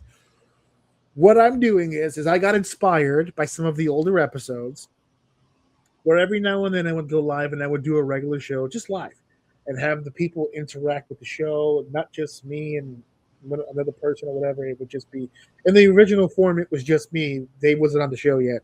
It was just me, and I would answer questions online and all kinds of stuff. It was a lot of fun. I would bring topics up. People would make their comments. I'd read them. I'd answer, whatever the heck may be. Haven't done it in years. Usually when we go live for a roundtable for a show, that's kind of been the pattern and the norm. On the 23rd, I'm gonna bring back something old school, but I'm gonna give it a whole new name. We're doing the first episode of the OUM live experience. It's going to be the show that we would normally do, this time live. We're going to have we're going to have topics that we would normally discuss. It's normally just me and Dave, but you guys will have a chance to actually participate in the conversation. What are we going to be talking about on that show? I don't know yet, because me and Dave don't usually tend to come up with the ideas for the show either the day before or even leading up to the goddamn show. So we'll find out. But this week is pretty hectic. My son is graduating from elementary school this Friday, so we got a lot on our plate. The following week, like I said on Tuesday, I'm getting my crown done and scheduling my root canal, so I'm going to be busy. But on the 23rd, we're still recording like normal. We're going to have a normal episode next week, episode 360. We're going full circle with this bitch, 360. But the 23rd, 361, will be a live show. It'll be the OUM live experience, issue 1. It'll be like a comic book day, like a whole little series, issue 1, right? The first episode of a live experience. So we're going to, no round table. It's going to be me and Dave in the setup that you see right now, going live, talking our bullshit, and doing our goddamn thing. So I'm super excited. Dave was finding out for the first time, but that's okay. Because I don't mind telling you on the air because it's not really changing. Like, the schedule is going to be the goddamn same. So anything short of an emergency where we have to reschedule or something happens or sick or whatever the case may be, we have the room, obviously, to reschedule. We are beholden to nobody, but that's the plan on paper. We're going to do the goddamn thing. And it's going to be me and Dave. We're going to go back and forth like we normally would, but live and in color for all of y'all to participate in. So, thank you for listening. Thank you for downloading. Thank you for sharing. And, of course, thank you guys for enjoying episode 359. We will see you guys. Oh, it's still here. Thank goodness. Whew. I got nervous. We will see you guys next week. We're getting closer to the live experience. Like drop. Wait a minute. This is too much. Cooking it like a pro. Wrap it up, everybody. Show's over.